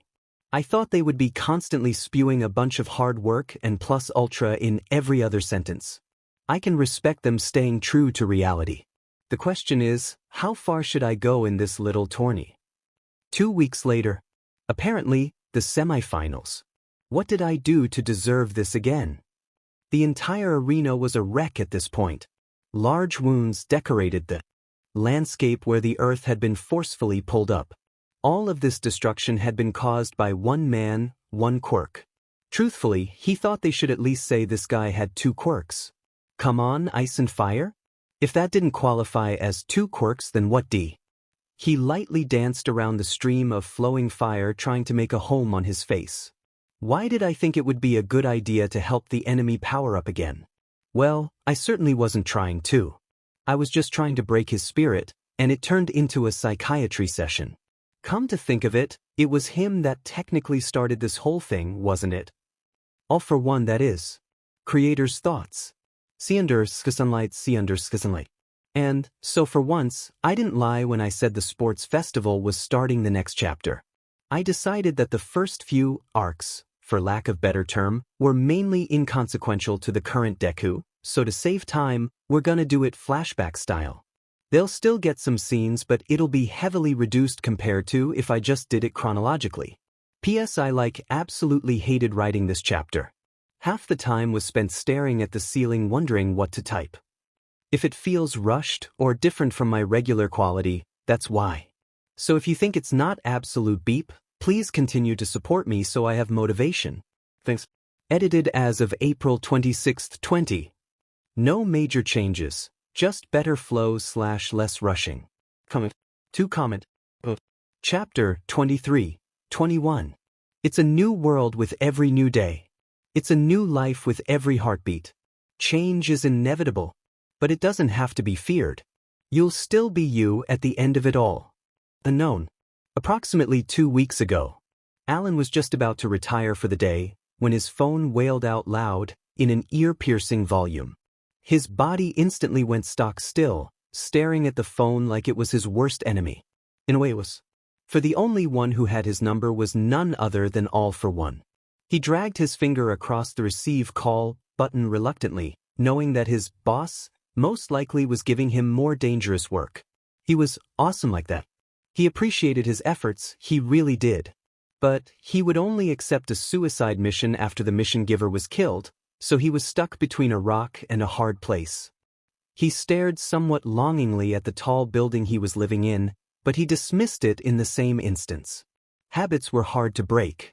Yes, Dash. Sweetie, why haven't you called your good old father yet? I haven't been back there in so long. Even the neighbors are listening in, and you know how much they hate us. Haha, don't mind them too much, just tell me how your day was. Did you make new friends? Daddy All for One? Yep, it's definitely his voice. The line must be monitored now that we're in UA. It's just the first day, father. I can't make friends that quickly. The sports festival is coming up in 2 weeks though. I might be able to make friends there, you know. We've watched it before, and there's always been some event where you work together, remember? Translation: how do you expect me to have any information on the first day? I expect to get a lot of information at the sports festival, where I can see everything up close and in person. Oh, the sports festival has come so quickly this year. You're going to kick butt, right, kiddo? You gotta earn some face for our home, got it? Translation: You better not lose face for the League of Villains. Get to the top portion of the tournament dash. Wait the second. This guy. Pops, you know my quirk isn't that really offensive, right? I can hear that you want me to win, but the other students aren't pushovers. Translation: I had to disguise my quirk in order to get into school. I can't win if I don't fully use my quirk. Pa, there are students that don't have very offensive quirks. You just have to be creative, I tell you. You can be first, I know it. Translation: That's no excuse, now go get first place. Or else. That I'll try, father. I can't guarantee anything though. No translation needed. The line went dull a few moments later, so apparently, All for One was satisfied with the answer he had given the man. He wasn't sure as to how the quirk he made up for himself was supposed to win against the big bads, otherwise known as Todoroki Shudo and Bakugo Katsuki. As much as he detested the latter, he was able to objectively think about their quirks. They're very powerful quirks, he might add. He could, maybe, reach the same output of raw power if he was allowed to use his quirk in its full capacity, but the lesser, hodgepodge version he came up with on the spot came nowhere close. If he wanted to win, if he actually won, the chances of being discovered would increase tremendously. The golden rule of disguises was always to fade into the background, to be the personification of average. But if he followed the whims of All for One, a lot more eyes would be focused on him from now on. If he messed up even a little, it wouldn't be pretty. This won't be easy. But it's not impossible. That's all that matters in the end. All quirks have a limit. If I just dodge and reduce the damage as much as I can when it matters. Present day 15 minutes before present time. Oh, there he is. My next competitor in this whole farce. I don't know if it's because they're just first years, but no one has any experience whatsoever. They haven't picked up a martial art or anything, despite wanting to be heroes. It's like they just wanted to depend on their quirk for everything. Well, that's probably what it is. In any case, since I'm here I might as well greet him. Good sportsmanship, yep. He extended his hand and followed by saying, I look forward to our match, Todoroki-san. May the best win. However, the teen simply ignored the hand that was now awkwardly in his space. Slowly, his eyes narrowed into thin crescents full of indifference. He stood stock-still in place, pinning a blank stare at the hand in midair. Deku stood in place for a little while longer, but Todoroki made no movement whatsoever. Sorry, was I intruding upon your personal space? I'll go away then. I guess this is what I get for trying to be a good person. As if that would ever work. I'm feeling slightly irritated, but since I can't figure out why, I'll just roll with it. I'm of the opinion that irritation is best relieved by beating up the source. It coincides with what Sensei wants to. The match is about to start, so I'll go to my corner. This will be enjoyable, son of the number 2 hero, Todoroki Shuto. Coming in from the right is Shuto Todoroki. Last time he froze the stage, his opponent, and even the audience. You can bet that he'll do it again, so get your hats and mittens ready, ladies and gentlemen. Without further ado, give it up for the icy hero from Class 1A. The sound the audience made when Todoroki stepped up on the stage was amazing. It also hurt his ears. And on the left is our exchange student all the way from America, Alan Bowman. He also hails from Class 1A, and despite possessing a non-visible quirk, he quickly becomes the center of attention with his stunning intellect and wacky martial art moves. The clapping from the audience could only be called subpar, but he held this in higher esteem. Applause only made his ears hurt after all.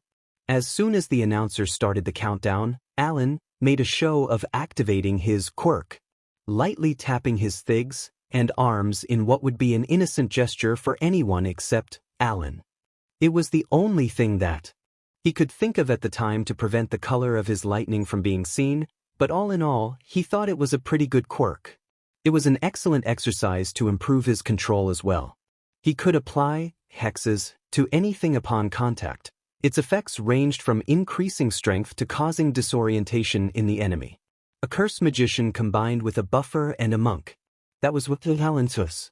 He could even hypothetically apply it to his allies, as well. It was just science in the end.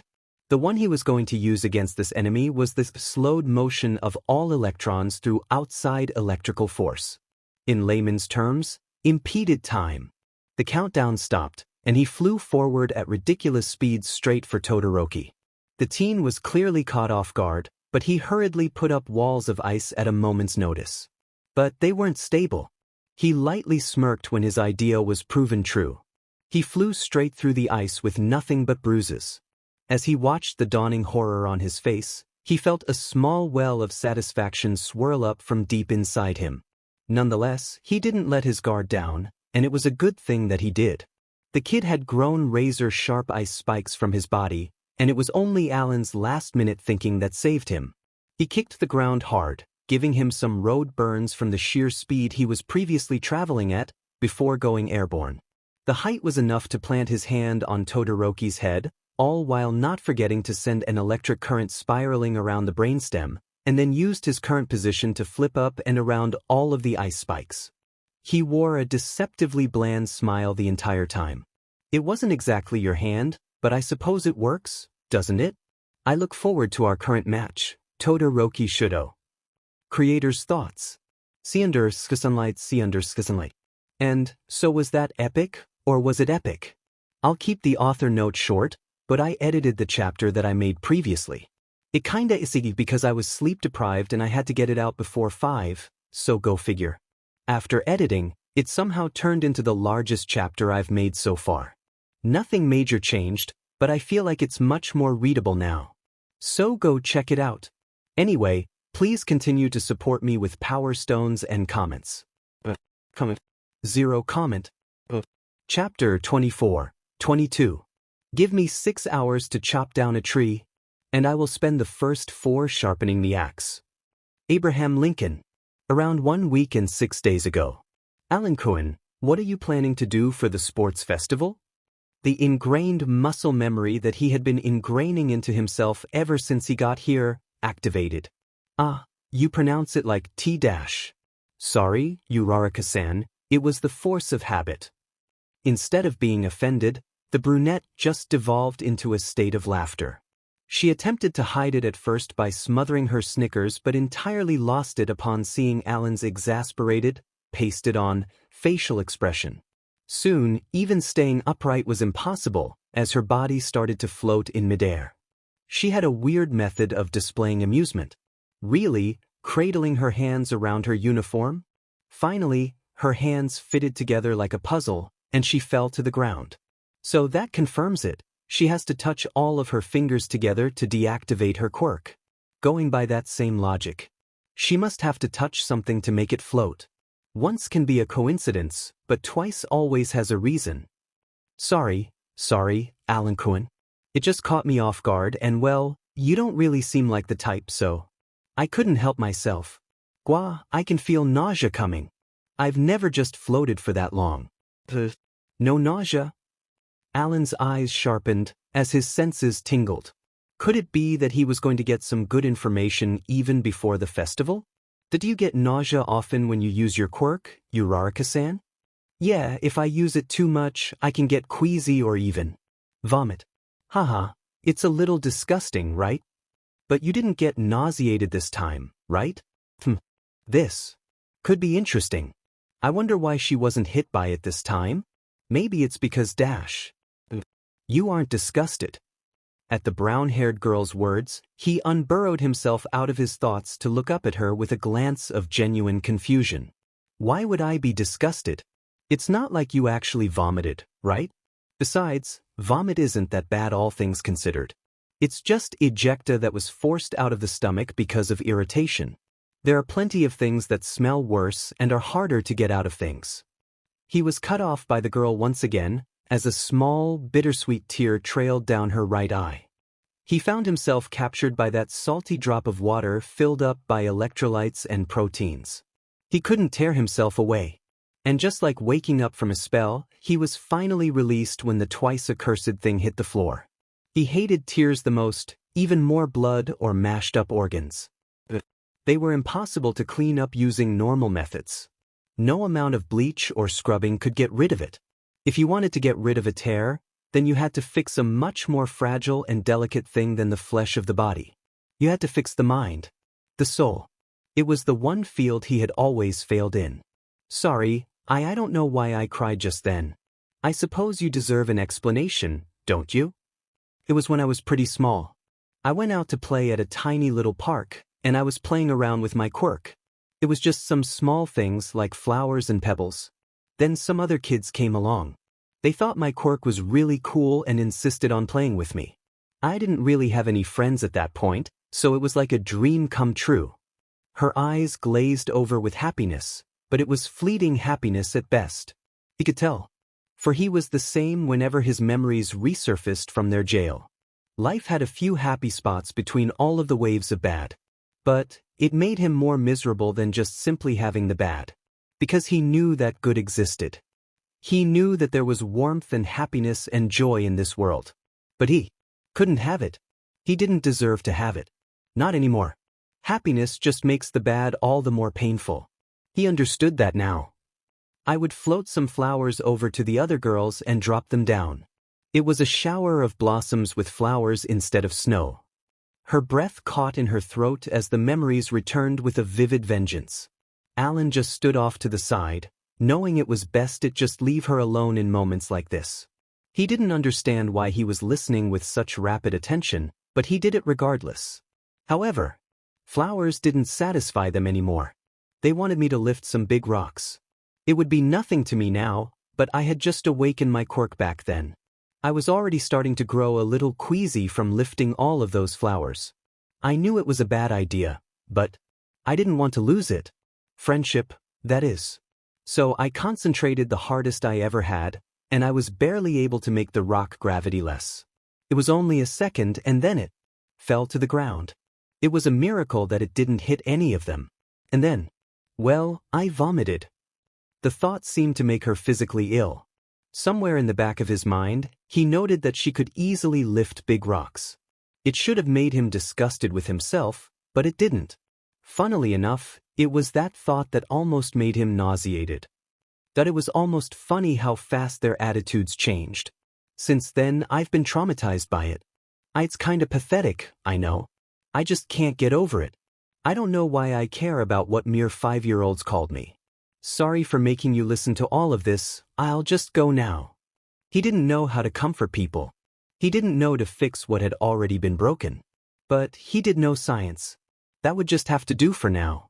Nausea is defined as a diffuse sensation of unease and discomfort, often perceived as an urge to vomit. Primarily caused by an overload of stimuli. I don't think that you're suffering from some type of disease or motion sickness for that matter, so as long as you grow used to those stimuli, the brain won't panic. There is also medicine like ondansetron that helps with nausea. I don't recommend that for the long run though, as it isn't that good for y-. I can get rid of it? Her melancholic face lit up with the slightest trace of hope, and he knew that his patch job had somehow worked. Yeah. In a single instant, her faint air of insecurity disappeared. In its place stood a woman willing to do anything to succeed. I know this sounds rather ungrateful of me, but would you be willing to train with me for the sports festival? His gaze turned razor-sharp as he looked at the girl in front of him. Her eyes were clear. You're serious, aren't you? You do realize that we're technically enemies, right? In more ways than you could possibly imagine. I know that, but you know so much, and I promise that it won't be one-sided. There must be some way I can help you with your quirk. I suppose that I do need someone to improve my quirk, seeing as it requires very, very fine control. As long as I can do the basic things on myself, it shouldn't backfire too badly on her. Plus, I need to get the information anyway. Looks like I'll be stuck with her for a while. Fine, we'll help each other. Don't expect me to go easy on you in the tournament though. She smiled. I wouldn't dream of it. Creator's thoughts. Sunlight. And, well, that kinda just snowballed out of control. I've given another character a trauma. Laughing face. As for why she has it here, just think butterfly effect. I've got all kinds of plans for Ochako that promise to be entertaining. As always, please give me some power stones and comment. PS web novel has, officially set me off. I have 2 Google accounts, and once upon a time, I accidentally clicked on my other account to sign in. Thus it created a new account. And today it kept signing me into that other one. I tried multiple different methods, but only one worked. I typed up Google in my search bar, added my other account, and then proceeded to sign out of all of them. What pisses me off is that if they would have just let me choose what account to sign into, none of this mess would have happened. Sorry, I just really needed to rant. Comment. Chapter 25. 23. Don't underestimate anyone around you. Everyone has the power to surprise anyone at any time. Unknown. Present day, 11 minutes before present time. Are you the reason that she actually managed to do it? From his corner of the arena, Alan stared at Todoroki with faux confusion. If he was going to waste precious combat time on talking, he wasn't one to disagree. Let it be said that he appreciated proper stalling techniques, as long as the enemy wasn't getting anything out of it, that is. Even now, Todoroki's brain was moving slower and slower as it raced towards a standstill. It would be impossible to make his neutrons cease all activity, unless he wanted him dead, which wasn't the most productive thing at the moment, but even a millisecond can make a large difference in a fight. Let alone seconds. I'm sorry, I don't quite understand what you mean. Normal people wouldn't have been able to see past his facade of indifference, but Deku could never be described as normal. He could make out the minute creases and twitches of irritation as clear as day. It was plain to see that he was incredibly surprised by the results that Uraraka had scrapped up with her hard work and effort.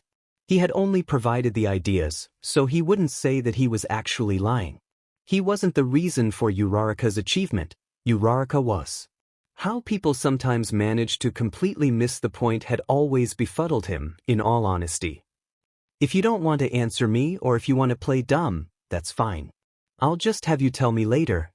Alan let out a light sigh as he attempted to restart the conversation while jumping away from the ice spikes around his feet. He hadn't honestly expected Mr. Ice Queen to initiate a conversation on his own, but he wasn't letting go of it now. He wasn't a fan of frostbite, or burns, for that matter, and if he could go this whole fight without actually having to deal with it, it would be a win. There you go, attempting to get answers through violence. Not really heroic, I'd say. In fact, I'd say it's more villainous than anything. His words had clearly surprised the Ice Queen, and he could make out the barest flickerings of rage. Nothing had changed on the surface, but he was a boiling volcano of emotions on the inside. It fits so perfectly with how he used his duality of fire and ice that it was almost funny, a fragile cage of ice suppressing a wellspring of fire. It seemed sturdy and impassable at first glance, but with the slightest prod in the wrong place, it would collapse. Your parents must be so proud of you. He thought of saying before dismissing the idea. He was trying to stall, not make the kid angry enough to pop out the hot tamales. He needed to choose a less critical topic, but make it one he would care about still.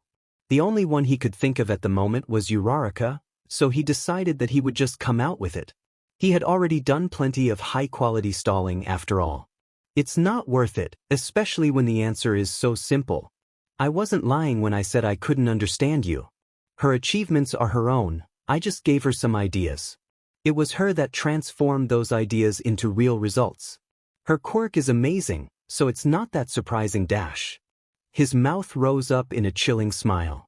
He had known that Uraraka's quirk had enormous potential, but he hadn't expected her to actualize all of that potential so quickly.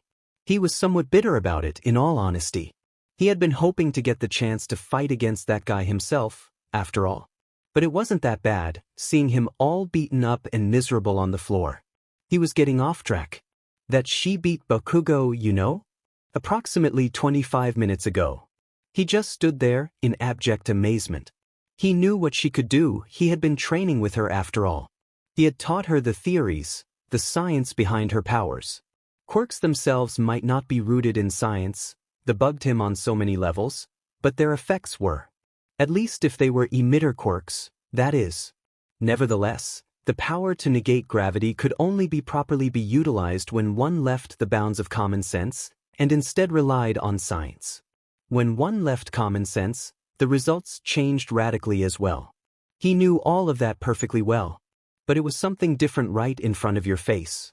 It was like an ant holding up a car, as he watched her fling around a 4-meter sledgehammer with the grace of a ballerina.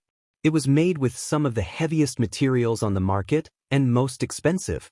He had pinched in a lot, of his own budget for the weapon. It wasn't like he really needed any support. Equipment after all. Nothing they had on the market could hope to affect his backlashes. He had gotten a favor in return for his trouble that he wasn't quite sure the use for. Well, he was sure it would come in handy at some point. It was amusing enough on its own to watch her flounder around about all the money being used. And then she flung up a piece of tile as a shield. It was brilliant. All of the muscle training that he had forced on her was coming in handy, even if she had to cheat a bit by using the sledgehammer as a plier. The weapon itself was a large blunt weapon at one end, that sharped to a point on the other. The sledgehammer flew into her left hand as she used her right to punt away the shards of pavement. It was a struggle, that much was sure. Bakugo wasn't just going to give up, and he had more raw power than her. And Uraraka had more adaptability. But the victory was no longer set in stone. It wasn't something with Bakugo's name tag on it, nor did it belong to him. It was anyone's game at this point. And, he recounted later, it ended up being her game. 9 minutes before present time. Well, I won't deny that I helped her a little dash. Is it finally kicking in? That took a while. The ice glacier that popped out of thin air wasn't anywhere near his current position, but where he had been 5 seconds ago. And judging from his delayed comprehension, he had only just realized what was happening to him. His look of utter confusion was almost funny. He felt more pity than amusement for him, though. What? Todoroki's aim is starting to deteriorate and fast. Alan has been stalling this entire time. It looks like he managed to get a hit on him with his quirk back at the start. I'm sure you all know, but Alan's quirk, Electric Hex, allows to give all kinds of status effects to his dash. Instead of paying attention to President Mike, all of Todoroki Shoto's attention was solely focused on Alan. He was on a timeline now, and he knew that if he wasted any more time, the effects would only get worse. He wouldn't allow himself to be defeated. He still had cards up his sleeve. Sorry, but you lost the moment you let me get a hit in. He made an elaborate show of patting his limbs, making sure to make it obvious that it was required for him to activate it. And then he charged. Creator's thoughts. Sunlight. And, I bet that none of you expected that. When I say I have plans, I have plans. And when you think about it, Uraraka's quirk negates one of the 4 fundamental forces of the universe. And I'm pretty sure that it's more than just that, considering that she negated velocity. But until the author says, oh yeah, it's more than gravity, I won't do any more than what her quirk is on paper. Who knows? Maybe he just doesn't realize that velocity is still a thing. Anyway, I'd say that negating gravity ranks above explosions any day of the week. Of course, powerful quirks aren't the end-all of everything. I'll detail their fight next chapter, so it'll make more sense then. Until then, please give me power stones and comment. Chapter 26 is almost equal to Uraraka, is almost equal to. When the going gets tough, put one foot out, and then another, and then just one more. Keep going forward, no matter what. Never give up. Unknown. This chapter is like super epic when you listen to it with the Bnaha soundtrack. Approximately 25 minutes ago. It's the 8th and final match of the first round. He was kind of famous in middle school, Bakugo Katsuki from the hero course. Versus the one I'm actually rooting for, Ochako Uraraka from the hero course. Abruptly, Bakugo stood his ground and pointed at her. Hey, round face. I don't care if you're a girl, or if you have anxiety disorders, or whatever it is. I don't intend on holding back, and if you don't withdraw now, you won't be getting away with just an ouch. I'm going to win this whole thing. Uraraka stared down at her opponent a mere few feet away from her. She hadn't really expected to fight him in the first round, But she wasn't going to back down just because it was him. Nor if he has just spouted some intimidating words. It didn't matter how eye-intimating he was, or how powerful his explosions are. Remember, your greatest weapon is your adaptability. As long as you keep calm and think, you'll be fine. No matter how powerful or ridiculous the opponent's power seems, the person wielding it is only a human, not a god. I am aware that it's hard to be conscious of that in the heat of combat, but you need to remember. They're just a bunch of high schoolers, anyway. Her tightened shoulders loosened considerably and her stressed-out mental state relaxed. She was not rigid, but ready. It was the optimal state for combat. It was optimal for adaptation. People never realize that they were two sides of the same coin.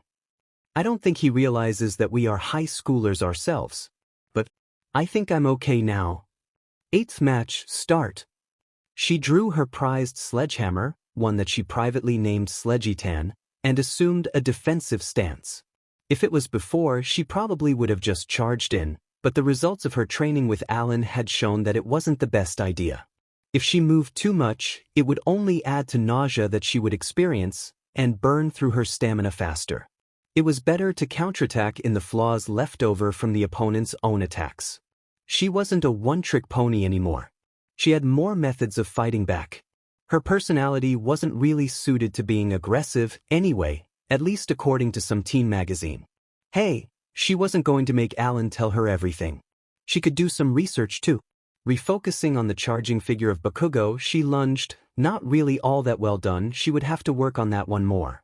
Into the one blind spot that he had. His back. She slightly wondered how Alan knew this but didn't bother thinking about it in favor of getting behind Bakugo as fast as possible. She would regret taking the time not to think later. Except it didn't work. The blonde teen smoothly sucked from his large right swing to a mid-air flip from the momentum of the blast. Only for his left hand to spray out a large explosion. Don't think that it will work on me twice. I'm not dumb enough to not make countermeasures to something that I know has bested me once. You must have seen me suffer at the hands of that villain at USJ, didn't you? Must have thought you could pull a fast one, eh? The smoke cleared and revealed a slightly quivering Uraraka.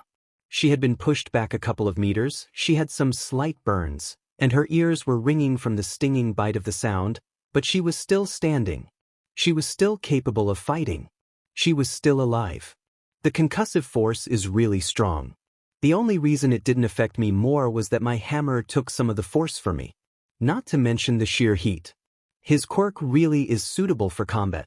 But I'm not such a pushover that one little blast will do me in, Bakugo. Faintly, Bakugo muttered to himself. It's not enough yet. I can't let my guard down. If she can get in one hit with that hammer of hers, or if I let her touch me, the match will end immediately. I'll just focus on outputting more knockback and send her flying out of bounds. That way I don't have to get close. Like waking up from a dream, the audience roared out loud, filling the stadium with their cheers. Each and every one of the audience members were animated with excitement, chattering loudly with their neighbors next to them.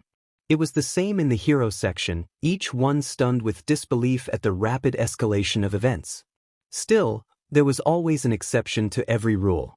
In the corner of their section, Alan stood seated with rapid attention, not at the state of his little student, but at the explosion-wielding teen. Something about him is different. He acknowledges his weaknesses and then strives to fix them. That flip wasn't some spur-of-the-moment deal, it had a practiced fluidity to it. He's no longer the same as his middle school self, Can someone, even someone like him, change that simply? Can he actually put his ego down to die? That if so, then I was underestimating him and his determination to win. He traced his eyes along the skyline, following the trails airplanes had etched into the sky, allowing the sound to drone outside of his attention. A tornado could have passed by at that moment, or a fire could have broken out, and he wouldn't have noticed. My image of victory, If you weren't that much, you wouldn't be worthy to receive my revenge, Kakin. I'm glad. He allowed himself a small laugh, and sure enough, it was drowned out by the sounds surrounding him. Although, I'm not all that sure that I'm worthy enough to dispense it anymore. Ladies and gentlemen, that was one surprising turn of events. Bakugo has turned Uraraka's trap against her in a stunning display of reflexes. Yet, this is only the beginning. Both fighters are primed and ready for round 2. Like a self-fulfilling prophecy, present mixed words came true. Except, it wasn't just for a measly 2 rounds. Bakugo sent out explosions with incredible power and speed, only to be thwarted with a flip or a thrown-up tile. Uraraka slammed down with all of the force her multi-ton hammer could bring out, only to be avoided by Bakugo with a freak explosion. Soon, both of them were reduced to walking sweat producers, seeing as they were almost drowning in it. This isn't good. I can only lift the hammer 2 more times, and that's without any unexpected expenditures. I feel really sick, and I don't have my costume either. I'll just lose if I don't come up with something soon. I've tried so hard, I can't mess up now. The game's not over until it's over. No matter how desperate the situation is, there is always a chance. And I assure you it will come. You just need to keep your eyes open and your mind calm. And so, Uraraka opened her eyes. And she realized something very, very vital. That Bakugo Katsuki was as exhausted as she was. Then she saw more and more. She saw her own condition, and how to take advantage of her own weakness. And so, with a look of surprise, Uraraka Ochako let her hand twitch and she let her hammer fall to the ground. For she knew something. Normal people would have let up at that point, would have felt sorry for the girl all covered up burns and bruises. But Bakugo Katsuki didn't see her as a girl, he saw her as an opponent. And when one opponent saw their other falter, their first reaction wasn't to help them up, but to win. So when Bakugo blew a stream of explosions her way, Uraraka smiled. She used one of her last ounces of power to remove gravity's restrictions on herself. The resulting increase in speed was enough to catch Bakugo off guard. If this was the beginning of their match, he would have been able to avoid it. Contradict even. But this wasn't the same Bakugo at the beginning. It was a simple straight hook. Clearly telegraphed, almost like a walking martial arts dictionary. He could see it, she could see it, the whole entire audience could see it. But seeing it didn't mean anything if you weren't able to avoid it. Sometimes, simplicity was the best answer to a question. Flesh hit flesh, as one final knockout punch was thrown to the cheek of Bakugo. Uraraka felt like she was watching in slow motion as her fist warped the surface of Bakugo's cheek, sending sweat and spit flying in the air. She caught his eyes and saw the same unwillingness and stubbornness that lived within her own. It was almost heartbreaking to watch them fade out of focus, to watch him hit the ground. But more than that, she felt an exhilaration from the depths of her core that she had never quite felt before in her entire life. Bakugo's out of commission. Uraraka advances to the second round. Creator's thoughts. And, did ya see what I did there? I feel like this is the best fight I've ever written, so that's also the reason this chapter took a while. Perfection takes time, hamu. If you liked it, please give me all of your power stones and comment. P.S. Did you guys like the little character development Easter eggs I hid throughout this chapter? One comment. Chapter 27, 24. The only people that are mad at you for speaking the truth are people who are living a lie. Praveen Herbungs. Present day, 4 minutes before present time. When did you?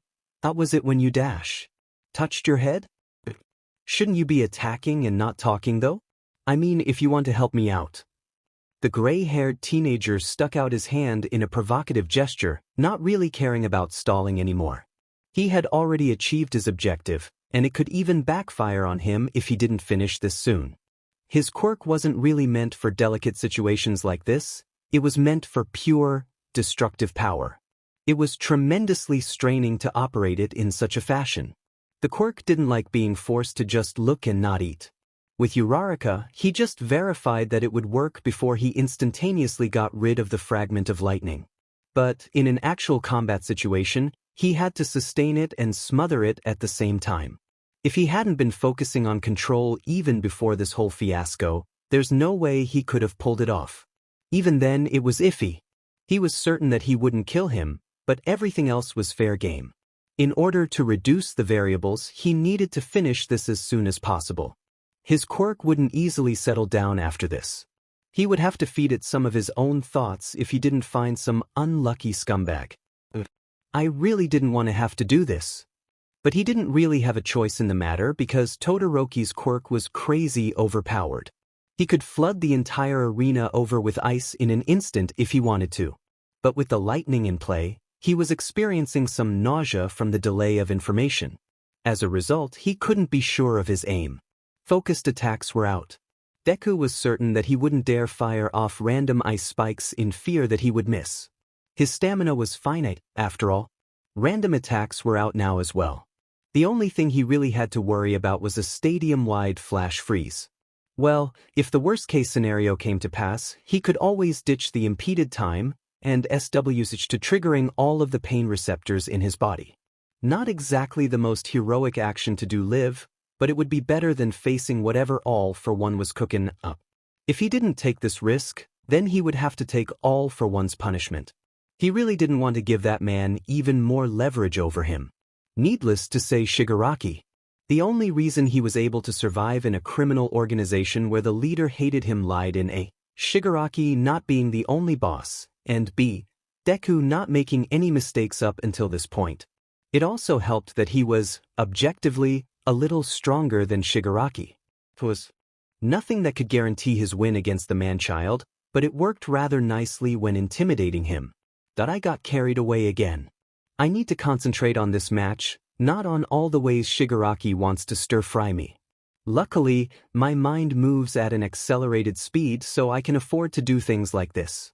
But it's not a good habit. No matter, let's just focus on him for now. The teen in question had been stationary for quite a few seconds now, with a look of rage on his face.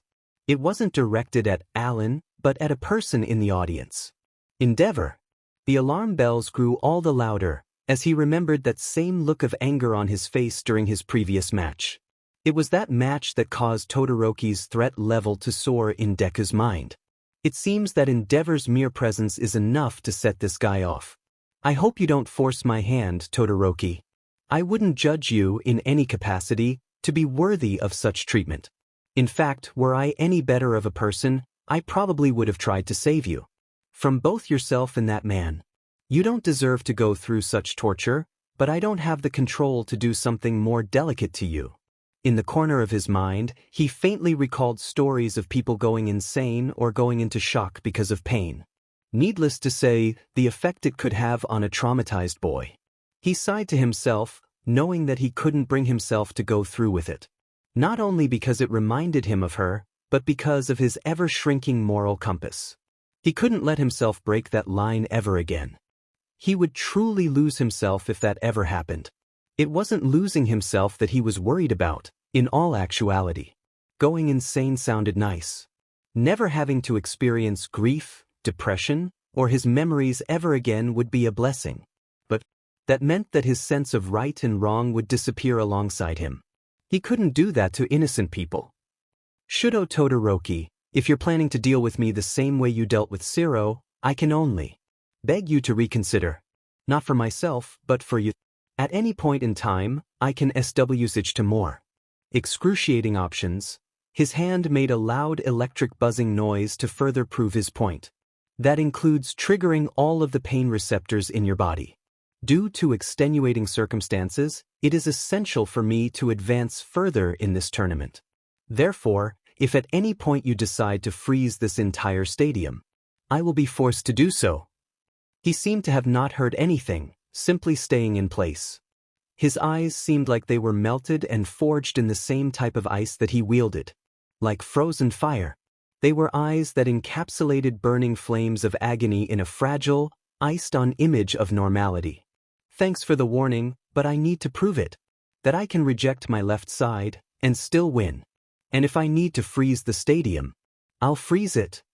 Alan's? No. Deku's face twitched in irritation at the idiotic response. Did he think he was some kind of shounen protagonist? Look, I'm not saying that you can't use your ice. You just can't freeze the stadium. You can't just strong-arm it through the pain if I was so inclined to activate it, got it? You can't die from the pain itself, but it could trigger circulatory shock. Or maybe you'll get a heart attack. Either way, you'll die because you insisted on being stupid. I have no idea what kind of reaction your body will respond with, okay? He merely continued to stay silent, neither denying or reaffirming.